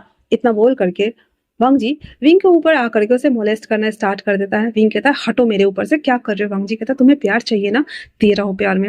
विंग कहता है मुझे ये तुम्हारा फालतू का प्यार नहीं चाहिए। विंग कहता है जब मैं तुम्हें ढूंढ रहा था तब तुम कहाँ थे? विंग कहता है मैं यही था, अगर तुम सच में ढूंढते तो मैं तुम्हें मिल जाता, पर तुमने दिल से कोशिश ही नहीं की। वांग जी मुझे कहता है ठीक है कोशिश नहीं की तो नहीं की, बट अब कर रहा हूँ ना, अब चुपचाप से। और फिर इतना बोलते हुए वो रुक जाता है क्योंकि वो गुस्से में ये क्या कर रहा था। वांग जी और विंग दोनों उठ के बैठ गए हुए थे। विंग कहता है सच है, ये सच है कि ये बच्चा तुम्हारा है, बट ये भी सच है कि मैं उन दोनों बच्चे की मॉम हूँ। दैट्स व्हाई अपने लिमिट में रहो वांग जी। इतना बोल विंग अपने कपड़ों को ठीक करता हुआ वहां से चला जाता है और वांग जी खींच खाते हुए सारा पिल्लो फेंक देता है नीचे और अपने मन में कहता है ये क्या हो रहा है। वहीं दूसरी तरफ यालनी घर आती है, रोते रोते सारा वृतांत कह देती है। उसकी मॉम डैड जांग जिंग, उसको यकीन ही नहीं हो रहा था कि विंग वापस लौट आया है, एंड देन वो भांगजी के साथ रह रहा है।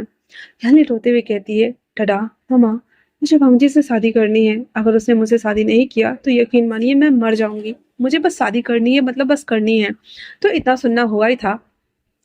तो उसकी मॉम कहती है मैं भी देखती हूँ वो कैसे उस घर में रहता है, और मैं तुम्हारी शादी वांगजी से करा के रहूंगी। इतना बोल करके और वो अपनी बेटी को चुप कराती है। अब याली तो इधर पागल बनी हुई घूम रही थी।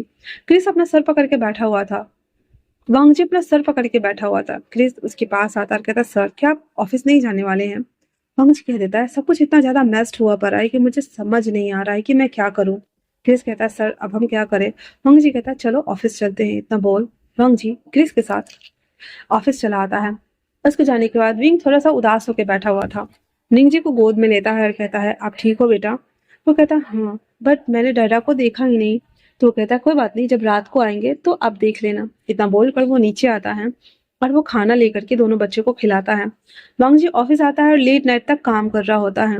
जब वो लेट नाइट काम खत्म करने के बाद जब घर आता है तो देखता है कि वान निंगजी और विंग तीनों एक दूसरे को ऐसे कडल करके सो रहे हैं।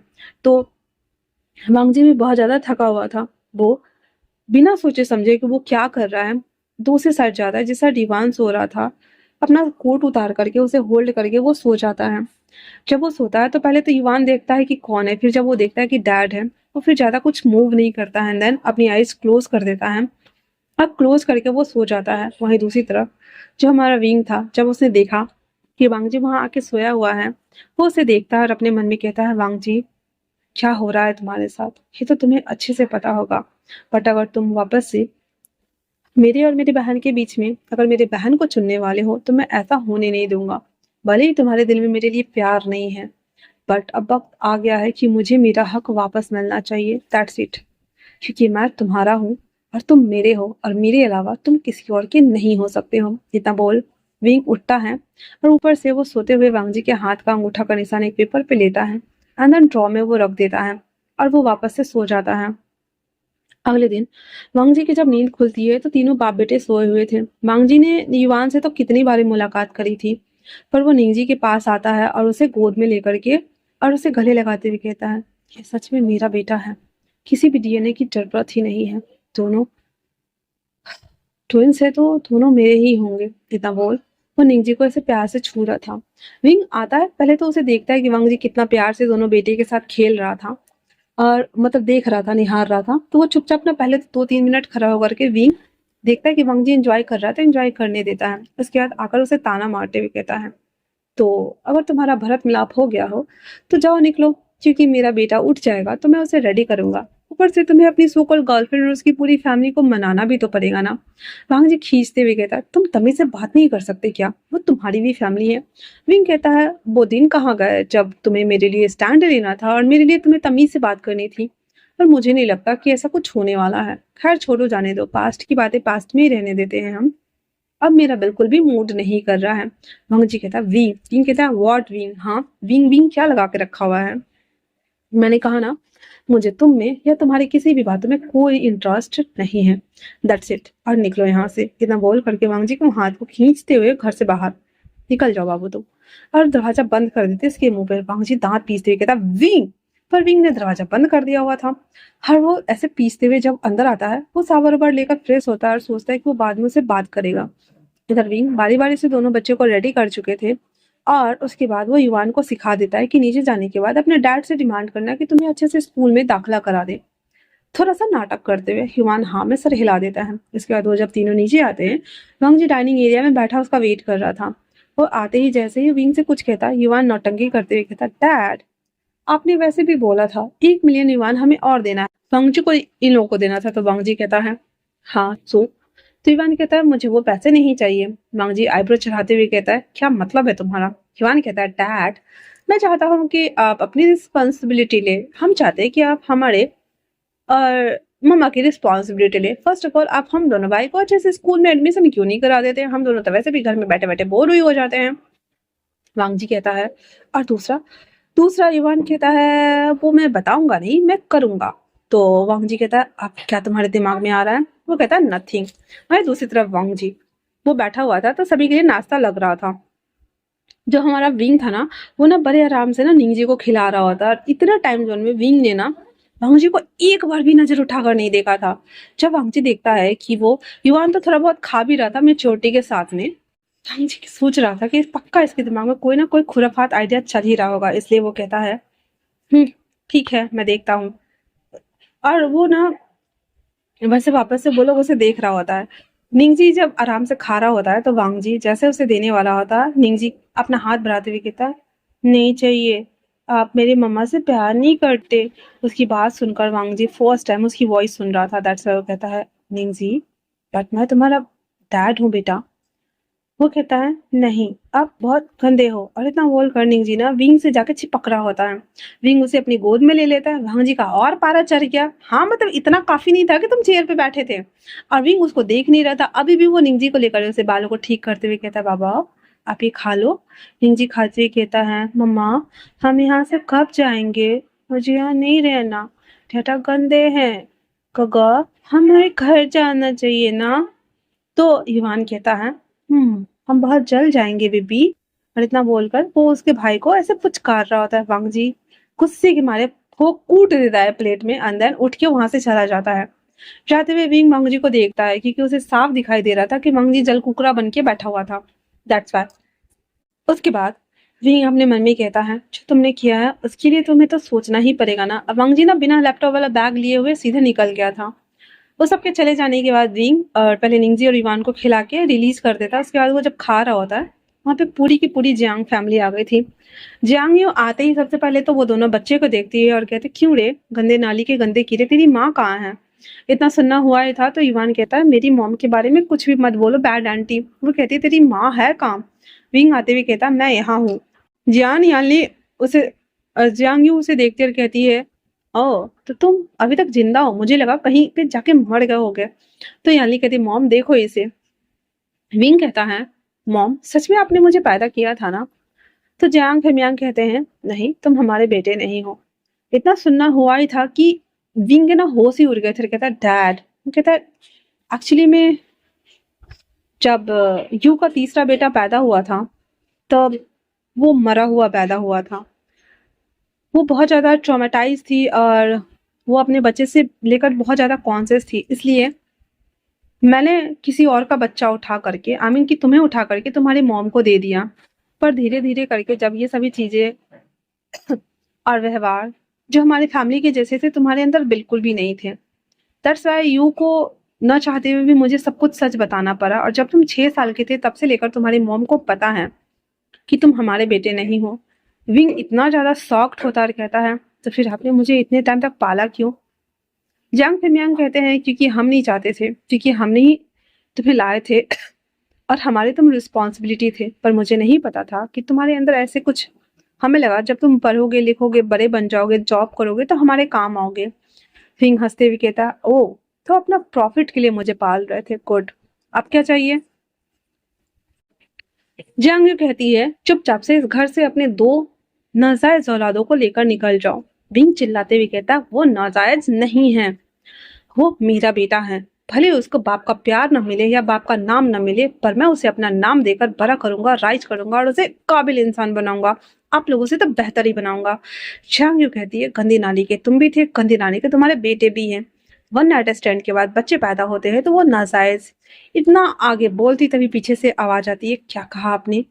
इतना सुनना हुआ ही था कि सारे लोग पीछे मुड़ते, क्योंकि वंग जी वापस से अपना लैपटॉप वाला बैग लेने आया था। गुस्से गुस्से में तो वो चला गया था। आते ही कहता है, मेरे बच्चे नाजायज नहीं है। दूसरी बात ये कि वन नाइट स्टैंड के बाद हुआ है जो कुछ भी हुआ हो, ये मेरे हैं तो ये मेरे ही रहेंगे। और डीएनए रिपोर्ट्स में भी ये दोनों बच्चे मेरे ही हैं। इतना बोल करके और वो डीएनए रिपोर्ट्स उसको दे देती है, क्योंकि वांग जी ने पहले ही डीएनए रिपोर्ट मंगवा लिया हुआ था और उसके बाद वो कार में रखा हुआ था। जब वो आ रहा था तो वो डीएनए रिपोर्ट लेकर भी साथ में आता है, क्योंकि वहां पे उसने पहले जियांग्स की कार देख ली थी। वो समझ गया था कि अंदर कोई ना कोई सीन तो क्रिएट हुआ ही होगा, दैट्स वाई। सारे लोग जब डीएनए रिपोर्ट्स देखते हैं तो सच में विंग वांग जी का डीएनए मैच हो रहा था दोनों बेबीज के साथ में।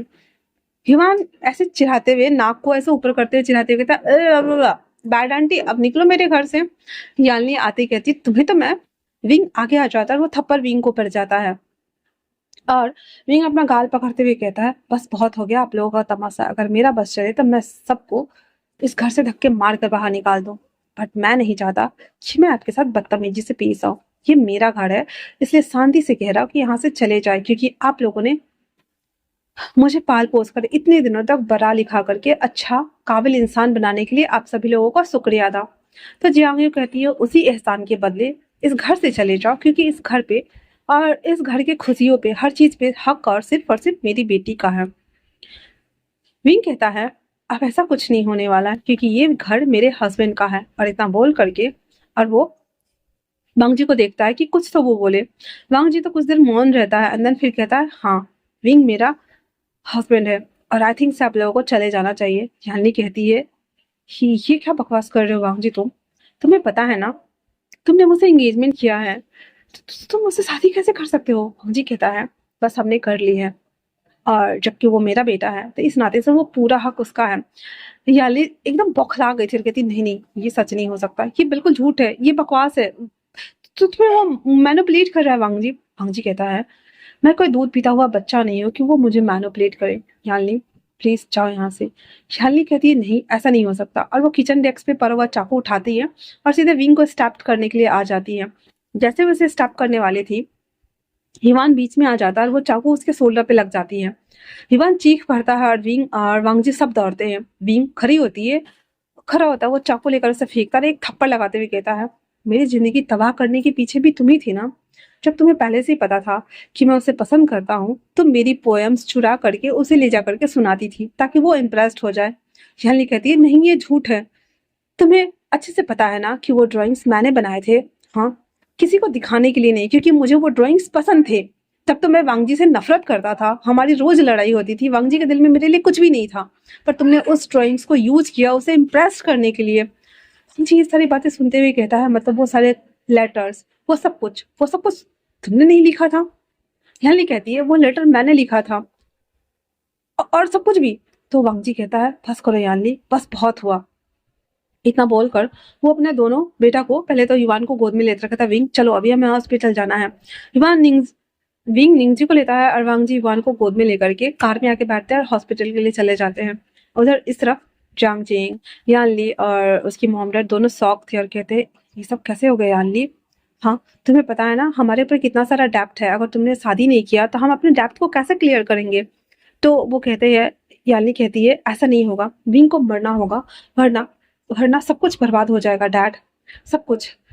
उसके डैड कहते हैं पता नहीं अब क्या ही होगा। इतना बोलकर वो लोग हॉस्पिटल के लिए आते हैं जहाँ पे इवान का अंदर में बैंडेज वगैरह चल रहा था।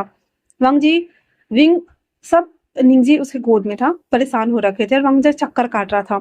और वो उसके पास आता है, उसके शोल्डर को ग्रैब करते हुए कहता है सच बताओ वो सब कुछ क्या तुमने लिखा था। विंग कहता है मैंने कभी तुम्हारे लिए कोई लेटर लिखा ही नहीं, क्योंकि मैं तुमसे कोर हार्ट दिल से नफरत करता था और अभी भी करता हूँ। वांग जी कहता है बट वो पेंटिंग्स, वो पोएम्स, वो कहता है हाँ वो मैंने लिखा था अपने समवन स्पेशल के लिए जिसे मैं लाइक करता हूँ, जिसने मेरी एक बार जान बचाई थी।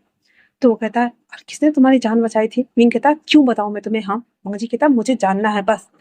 वो कहता है ओ तो तुम्हें जलन हो रही है, जलन हो रही है तो मैं तुम्हें बताता हूँ। जब मैं 6 साल का था तब बरबिस में अचानक से मैं फिसल के गिर गया था। एक लड़का आकर के मेरे ऊपर एक रेड कलर का छाता उड़ा के गया था और उसने मुझे प्रॉमिस किया था कि वो जब बड़ा हो जाएगा तो वो मुझसे मिलने के लिए आएगा, पर वो कभी नहीं आया। और ये सारी चीजें उसी के लिए थी। वांग जी सॉफ्ट होते हुए कहता है क्या उसने रेड कलर का टी शर्ट पहना हुआ था। विंग कहता है तुम्हें कैसे पता। और वांग जी दोबारा कहता है क्या उसने हाफ ग्रे कलर की पैंट पहनी हुई थी। वांग जी कहता है तुम्हें कैसे पता। विंग कहता है उसे, वांग जी कहता है क्योंकि वो लड़का मैं था विंग। विंग उसे देखते हुए कहता है वांग जी। वांग जी कहता है हाँ यहाँ पे डैड मेरे लिए एक घर छोड़ के गए थे क्योंकि ये घर मेरा था। यहाँ पे मैं अपने अंकल के साथ रहने वाला था, बट अंकल यहाँ नहीं रहना चाहते थे। दैट्स वाई पहले तो मैं अंकल के साथ यहाँ पे कुछ दिनों के लिए रहने के लिए आया, पर मेरा यहाँ पे मन नहीं लगा और ना ही अंकल का। तो फिर हम और अंकल दोनों अंकल के घर, जहाँ पे उनका अपना खुद का एक पैलेस था, वहाँ चले गए। फिर मेरी बचपन की पढ़ाई वहाँ कंप्लीट हुई भी। फिर जब मैं बड़ा हुआ तो डैड ने मुझे यहाँ पे पढ़ने के लिए भेज दिया और वो लोग अब्रॉड शिफ्ट हो गए। उसके बाद जब मैं पहली बार यहाँ आया तो मैंने उस लड़के को बहुत ढूंढा, पर वो लड़का मुझे कभी मिला ही नहीं। विंग विंग कहता है क्या सच में वो तुम थे वांग जी। वांग जी कहता है हाँ वो छाते वाला लड़का मैं था। विंग कहता है मुझे यकीन नहीं होता जिसके साथ मैं बचपन से लड़ता आ रहा हूँ, और यहाँ पे हाई स्कूल से विंग और वांग जी की लड़ाई भयंकर होती थी और हाई स्कूल से विंग और वांग जी एक दूसरे को जानते भी थे। उसे गले लगा लेता है और कहता है इसका मतलब वो तुम थे। तो वांग जी कहता है तो क्या ये सारी कविता और पोयम उसके लिए थी, आई मीन कि मेरे लिए। विंग कहता है हाँ क्योंकि मुझे उसकी हमेशा याद आती थी और मैं उसके लिए हमेशा पिक्चर्स ड्रॉ करता था, पोएम्स लिखता था, उसकी पिक्चर्स बनाता था, बट वो मुझे कभी मिला ही नहीं, कभी नहीं मिला। वांग जी कहता है आई एम सॉरी विंग कि मुझे इतना लंबा टाइम लग गया तुम्हें ढूंढने में, बट हाँ अब जब तुम मुझे मिल गए हो तो मैं तुम्हें बिल्कुल भी नहीं खोना चाहता। विंग रो रहा होता है और वांग जी से कंसोल कर रहा होता है। उसके बाद कहता है अब तुम मुझे माफ कर सकते हो ना। विंग कहता है इतनी आसानी से तो बिल्कुल भी नहीं, क्योंकि तो वांग जी कहता है हे ऐसा नहीं है। जब मुझे पता चला कि तुम सच में प्रेग्नेंट हो, पहले तो मैंने कंफर्म करने की कोशिश की, पर जब तुम बहुत टाइम तक नहीं आए तो मैंने कितनी बार तुम्हारी बहन से पूछने की कोशिश की, तुमने हर बार इतना ही बोला। फिर मैंने जब तुम्हें ढूंढने की कोशिश की तो तुम मुझे मिले ही नहीं और मैं बस पछतावे में जी रहा था। और तो और मैंने बहुत कोशिश की, कहाँ कहाँ नहीं ढूंढा। फिर मैं अब्रॉड चला गया और वापस आकर भी मैं तुम्हें ढूंढ रहा था विंग, पर इत्तेफाक से बोलो या जैसे भी हिवान एक दिन मुझसे मिल गया। पहले तो जब मैंने उसे देखा तो मुझे यकीन नहीं हुआ क्योंकि उसकी शक्ल हो बहुत थोड़ी बहुत मेरी जैसे मिलती थी, पर फिर बाद में जब मैंने तुम्हें ऑफिस में देखा मैं बस समझ नहीं पाया कि ये सब क्या हो रहा है। रिंग अपने मन में सोचता है हाँ क्योंकि मैंने ही तो युवान को इतना सब कुछ समझाया था कि तुम्हें अपने डैड के पास जा करके इन तमाम चीजों को रिपीट कास्ट की तरह काम करना है ताकि हम तुम्हारे घर में एंट्री ले सके। अरविंद अपने आंसू को पोंछते हुए सबको सोच रहा था क्योंकि मैंने भी बहुत सफर कर लिया है वांग जी, अब और नहीं, जो मेरा है अब वो बस मेरा ही रहेगा और हम सबकी एक फैमिली होगी। विंग ऐसे थोड़ा सा नौटंकी करते हुए कहता है, वैसे मैं तुम्हें माफ करना नहीं चाहता, पर फिर भी मैं अपने बेटे के लिए तुम्हें माफ कर रहा हूँ वांग जी, बट आइंदा से मेरे अलावा या मेरे बेटे के अलावा किसी और की तरफ देखा भी ना आंख उठाकर, तो मुझसे बुरा कोई नहीं होगा, और मेरी बहन से एंगेजमेंट तोड़ दो, छोड़ दो, ठीक है? तो वांग जी कहता है, हाँ हाँ मैं तुम्हारी बात जरूर सुनूंगा विंग। फिर विंग ना एक ईविल स्माइल कर रहा था, क्योंकि फाइनली वो अपने प्लान में सक्सेसफुल हो गया था। उसके बाद फिर वो लोग विंग जी के युवान के बाहर आने का वेट करते हैं। उसके बाद वो लोग जब हॉस्पिटल से बाहर आ रहे थे, तो बाहर ना मीडिया वालों को यालिनी ने बुला लिया हुआ था और सबको बोल रही थी, देखो देखो इसने मेरे होने वाले फ्यूचर हस्बैंड के ऊपर डोरे डाले, इसका वांग जी के साथ गलत अफेयर चल रहा है, और वांग जी यहाँ पे एक बिजनेसमैन बन चुका था बहुत बड़ा। दैट्स वाई इतने सारे लोगों को देखकर वांग जी के कंपनी पे इफेक्ट तो पड़ने ही वाला था। वांग जी अपने गॉगल्स को ठीक करते हुए कहता है, ऐसा कुछ भी नहीं है, बल्कि ये मेरा हस्बैंड है और ये दोनों मेरे बच्चे हैं, और रहा बात इनकी, तो इनसे मेरी एंगेजमेंट हुई थी इस शर्त पे कि मैं इससे जब शादी करूंगा तो एलिमनी के तौर पे मैं इसकी और इसकी कंपनी को रिकवर कर दूंगा, और साथ में मैं इसके कंपनी में इन्वेस्ट करूंगा, वो भी 2 करोड़। इतना सुनना हुआ ही था तो सारे मीडिया वाले उन लोगों से सवाल करने लगे। यालने को बीच वाली उंगली दिखाते हुए कहता है, देखा जैसे को तैसा, एक बार तुमने मुझे ऐसे परेशान किया था ना, ये तुम्हारा बदला है। और उसे जब जा रहा होता तो यालनी अपना सैंडल उतारकर जैसे विंग को मारने के लिए आने वाली थी, मुझे उसके हाथों को पकड़ता है और अपने फिंगर से रिंग निकालकर उसके हाथों में डालते हुए कहता है, आज से हमारा और तुम्हारा रिश्ता खत्म यालनी। यालनी कहती है, नहीं ऐसा नहीं हो सकता, ऐसा नहीं हो सकता वांग जी, हम इतने सालों से एक दूसरे से प्यार करते हैं। वांग जी कहता है, मैं नहीं तुम करती हो। जब से मुझे पता चला था कि मेरी वजह से विंग प्रेग्नेंट हो गया है, उस दिन की बात से मैं बस गिल्ट में जी रहा था कि मैंने क्या कर दिया, मुझे ये नहीं करना चाहिए था। ऐसा नहीं है कि मैं तुम्हें लाइक नहीं करता था या प्यार नहीं करता था, बट उस दिन के बाद से मेरे लिए सब कुछ बदल गया और मेरी मोस्ट और फर्स्ट प्रायोरिटी बन गई थी विंग। दैट्स वाई मुझे माफ कर दो। याली वो रिंग को उसके ऊपर थ्रो करते हुए एक थप्पड़ खींच के लगाती और कहती है, मैं तुम्हें बिल्कुल माफ नहीं कर सकती। भंग जी कहता है, ठीक है कोई बात नहीं। और इतना बोल कर दिया वो खुद एक बोतल लेता है जो पत्रकार के हाथ में था, और यानली के हाथ में पकड़ाते हुए सारा पानी अपने सर पर डलवा लेता और कहता है, अब तुम्हें अच्छा लग रहा होगा यानली, क्योंकि मुझे पता है कि तुम्हारे साथ भी गलत हुआ है, पर हाँ तुम्हारे लिए कोई होगा जो तुम्हें बेस्ट देगा और तुम्हें वो मिल जाएगा जरूर। इसलिए प्लीज शांत हो जाओ और लाइफ में आगे बढ़ जाओ। और जैसा कि मैंने वादा किया है, मैं तुम्हारे डैड को 1 करोड़ एलिमनी के तौर पे देने वाला हूँ। इतना बोल करके वो अपने कोट से चेक निकालता, उस पर साइन करते हुए उसके डैड के हाथ में पकड़ाते हुए विंग को और बच्चे को लेकर के जाने लगता है।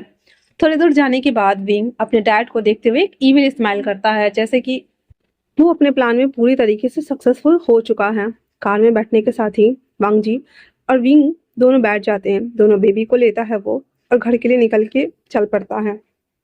घर आने के बाद वांग जी विंग को लेकर के अपने बेडरूम में आता है और कहता है, आज से तुम यहाँ पे रहोगे। विंग ऐसे घबराते हुए कहता है, नहीं नहीं, वहाँ पे उतने सारे लोगों के सामने में मेरा साइड लेने के लिए thank you so much Wang ji, but it's okay, मैं अपने ही कमरे में सो जाऊंगा। इतना बोलकर वो जैसे ही जाने लगता है, वांग जी कहता है, देखो मैं जानता हूँ सिचुएशन ऐसी नहीं है कि हमारे बीच में कोई रिश्ता या कुछ भी है, पर बच्चों के लिए क्या हम एक ट्राई कर सकते हैं? हाँ प्लीज, मैं जानता हूँ कि तुम मुझे लाइक नहीं करते हो और ना ही मैं तुम्हें लाइक करता हूँ, बट फिर भी बच्चे के लिए हम ये सब स्टार्ट तो कर सकते हैं ना प्लीज। इतना सुनना हुआ ही था तो युवान कहता है, हाँ हाँ मम्मी, हाँ बोलो ना, हाँ बोलो ना, क्योंकि मुझे भी अपने डैड के साथ रहना है। जरूरी थोड़ी है कि हर रिश्ता प्यार से शुरू हो, कोई कोई रिश्ता जो झगड़े से शुरू होता है वो ज्यादा अच्छा होता है ना डैड? वांग जी कहता है, हाँ सही कहा तुमने। विंग कहता है, एक्चुअली में तभी युवान ना निंजी को लेकर कहता, चलो हम किसी और रूम में चलते हैं। इतना बोलकर उसके हाथ को खींचता है। उसके बाद युवान अपनी मम्मी को वांग जी के ऊपर थ्रो कर देता है एंड देन कहता, निंजी चलो हम चलते हैं, और हाँ आप दोनों तब बाहर आइएगा जब मुझे एक छोटी बहन मिलेगी, तब तक आप लोग लगे रहिएगा। इतना बोल युवान निंजी को लेकर के बाहर भाग जाता है। विंग कहता है, युवान? वांग जी कहता है, सही तो कह रहा है, तुम्हें नहीं लगता कि तुम्हें उन दोनों को एक छोटा सा बेबी देना चाहिए? विंग कहता है, ऐसा कुछ भी नहीं है। वांग जी कहता है, सरप्राइजिंग, बट फिर भी। विंग कहता है, देखो हमारी शादी भी नहीं हुई है और ये सभी थिंग्स मुझे नहीं पसंद आ रहा है। वांग जी कहता है, पहले हम बेबी का प्लान कर लेते हैं, उसके बाद हम शादी भी कर लेंगे। विंग कहता है, अभी तो तुमने कहा कि तुम मुझे पसंद नहीं करते। वांग जी कहता है ये तो मैं हाई स्कूल की बात कर रहा था। विंग कहता है ओह अच्छा ऐसा क्या अभी। वांग जी कहता है पिछले कुछ दिनों से मैं तुम्हें और बेबी दोनों को झेल ही रहा हूँ, तो कह सकता हूँ कि आदत हो ही जाएगी। और शादी के बाद वैसे भी पति पत्नी में प्यार कम झगड़े ज्यादा होते हैं, तो क्यों ना हमारी शुरुआत झगड़े से हुई है, तो क्या पता बाद में प्यार में कन्वर्ट हो जाए। वैसे मैं ट्राई करना चाहता हूँ विंग। विंग कहता है हाँ हम फिर कभी करें। वैसे भी आज तुम्हारा ब्रेकअप वाला डे है ना।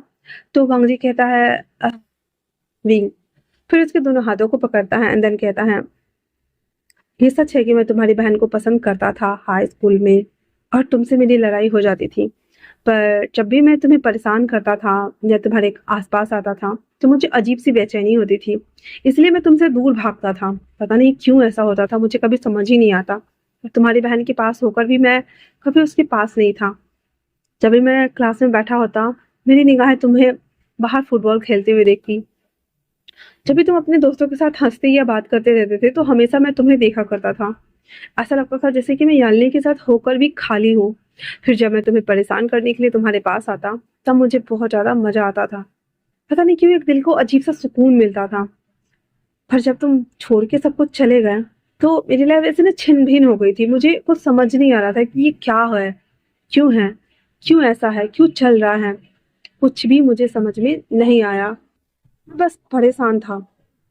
मैं तुम्हें बस ढूंढना चाहता था विंग, बट मुझे लगा नहीं था कि तुम इस तरह से गायब हो जाओगे। बट अब जब तुम आ गए हो, हाँ हमारी प्यार से स्टार्टिंग नहीं हुई है, बट मैं रोज तुम्हें जानूंगा, तुम्हें समझूंगा, बेबी को वक्त दूंगा, तुम्हें वक्त दूंगा, और मैं धीरे धीरे सब कुछ मैनेज कर लूंगा। वैसे भी जब अरेंज मैरिज होती है तब भी रिश्ता ऐसे ही होता है ना। तो ऐसा सोचो कि हम दोनों की अरेंज मैरिज हुई है।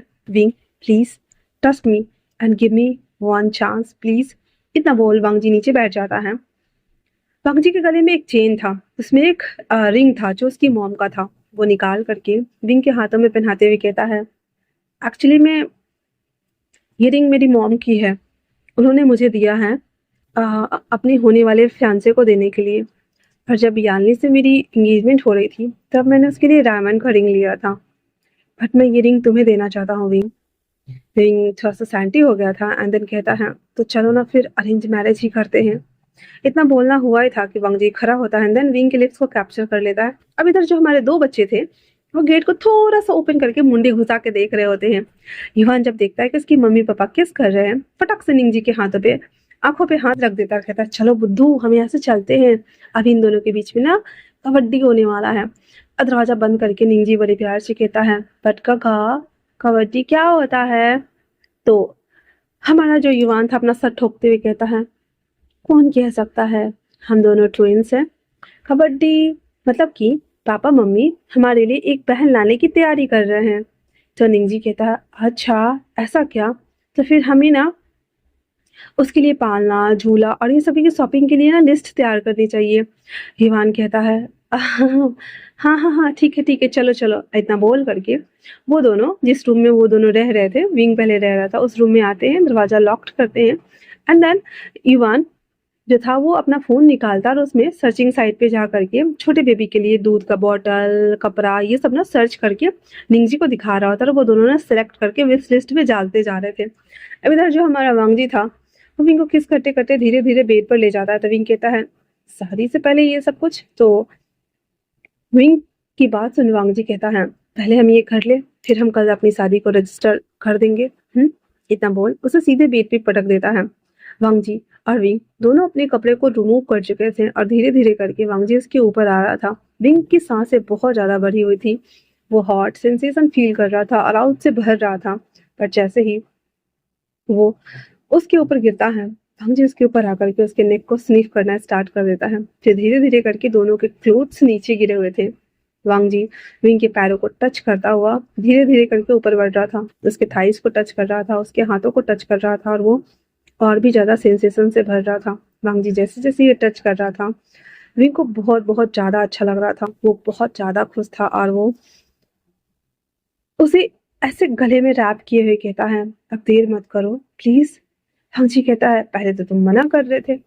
विंग अपने मन में कहता है अब मैं बस तुम्हें अपना बनाना चाहता हूँ। भले ही हमारे रिश्ते में प्यार हो ना हो, पर मेरी बेबी के लिए तुम्हें उसका फादर बनना होगा। इतना बोल विंग को वांग जी को अपनी तरफ खींचता है, अपने दोनों टांगों को फैलाते हुए उसकी कमर को रैप करते हुए कहता है, प्लीज इनसाइड मी। इतना बोलना हुआ था तो वांग जी धीरे धीरे करके अपने आप को उसके इनसाइड कनेक्ट करता है। देन ऊपर आते हुए उसके लिप्स को वहां पर कैप्चर करते हुए कहता है, भले ही हमारे बीच प्यार हो ना हो, पर अपनी बेबी के लिए मैं उसका फादर और तुम्हारा हस्बैंड बनने के लिए रेडी हूँ। विंग विंग स्माइल करते हुए कहता है, और अपने मन में कहता है, मैं बस इतना ही तो चाहता था। खैर, इतना बोल करके और वांग जी उसके ऊपर आता है, धीरे धीरे करके डोमिनेट होते हुए उसे थ्रस्ट कर रहा था, हिट कर रहा था, मूव कर रहा था, फास्ट फॉरवर्ड जा रहा था। और विंग आहें भर रहा था, मौन कर रहा था और उसके लय में अपनी लय को मिला रहा था। इस तरीके से वो दोनों बस एक दूसरे में खोए हुए थे। और वहीं दूसरी तरफ जो हमारा बेबी था, वो अपने छोटे वाले बहन के लिए शॉपिंग करने में लगा हुआ था, बिना ये जाने कि कन्फर्मली वो दोनों छोटी बेबी के प्लानिंग कर भी रहे हैं या नहीं।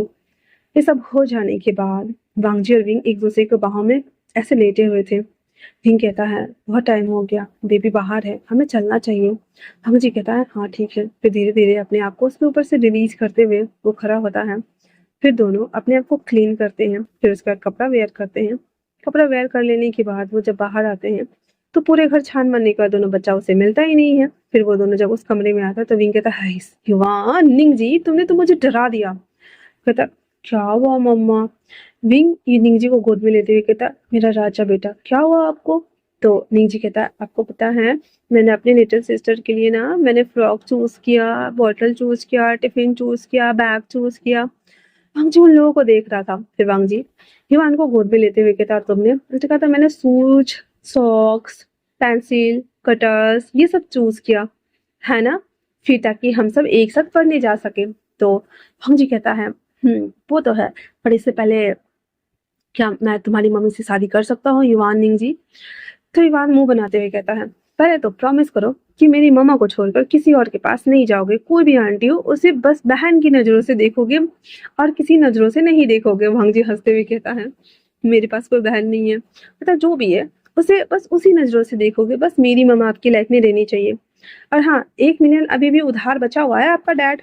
वांग जी कहता है, नॉटी। इतना बोलकर वो सभी लोग हंस रहे होते हैं। फिर रात में वो लोग खाना खाते हैं। फिर साथ में वांग जी के बेडरूम में दोनों बेबी बीच में, एक साइड विंग एक साइड वांग जी, सबको पकड़ के सो जाते हैं।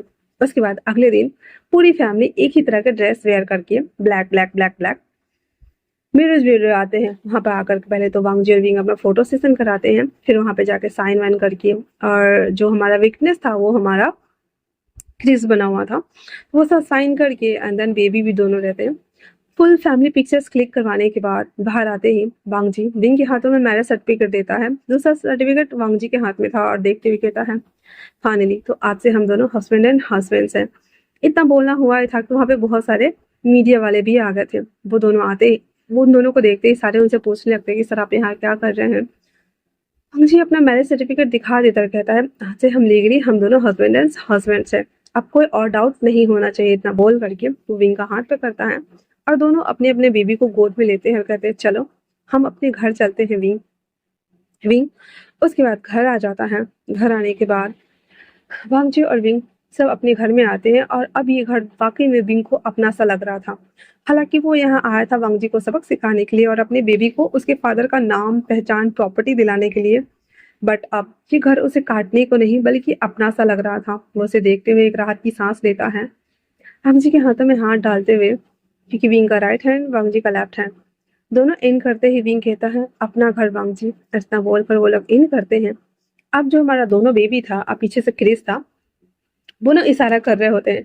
क्रिस ना थम्स अप का साइन बना देता है। उसके बाद दीवान कहता है, डैड, मॉम, आज तो आपकी शादी हो गई, कल तो आपने मुझे गुड न्यूज नहीं सुनाई थी। अब आप लोग जाइए, मेरा ध्यान ना क्रिस अंकल रख लेंगे, है ना निंग जी? तो निंग जी कहता है, नहीं मुझे मम्मा चाहिए। तो युवान कहता, बुद्धू, हमें छोटी बहन भी तो चाहिए ना।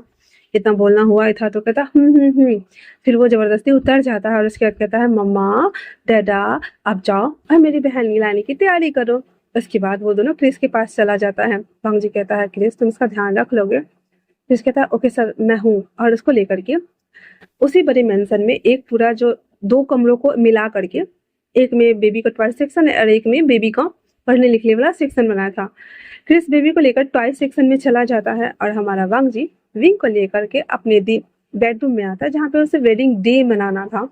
वो वहाँ आकर उसे बैठाता है और वो भी बैठ जाता है, कहता है तो बच्चे वापस से डिमांड कर रहे, क्या किया जाए। विंग कहता है मैं भी सोच रहा हूँ कि तैयारी कर ही लिया जाए। इतना बोलकर वो स्माइल कर रहा होता है। वांग जी और विंग एक दूसरे को देख के हंस रहे थे और कहते हैं हाँ सच में, वैसे मानना पड़ेगा बच्चे काफी ट्रबल मेकर है। विंग कहता ओ अच्छा ऐसा क्या, मैं तो सोच रहा था कि उसका पापा ट्रबल मेकर है। तो वांग जी कहता पापा नहीं मम्मी ट्रबल मेकर है। कैसे आ गए थे तुम धमकते हुए, मुझे बताओ। इतना बोलकर वो दोनों ऐसे चप्पड़ चप्पड़ कर रहे होते हैं। विंग कहता है सच में तुम्हें बेबी चाहिए वांग जी। वांग जी कहता है बेबी चाहिए, तुम चाहिए और अब पूरा फैमिली मुझे अपने साथ चाहिए और कोई भी नहीं चाहिए। इतना बोलकर वांग जी विंग के हाथ को पकड़ता है और प्रॉमिस करते हुए कहता है आई प्रॉमिस यू विंग, मैं हमेशा अपने तीनों बच्चों को साथ साथ तुम्हारा भी ख्याल रखूंगा। इतना बोल वांग जी उसके फोrehead पे किस करता है और उसके बाद वो लोग अपना एवरी डे मनाने में लग जाते हैं। तो कैसा लगा आप लोगों को ये वन शॉट, मुझे कमेंट्स करके जरूर बताना। तब तक के लिए थैंक्स फॉर वॉचिंग।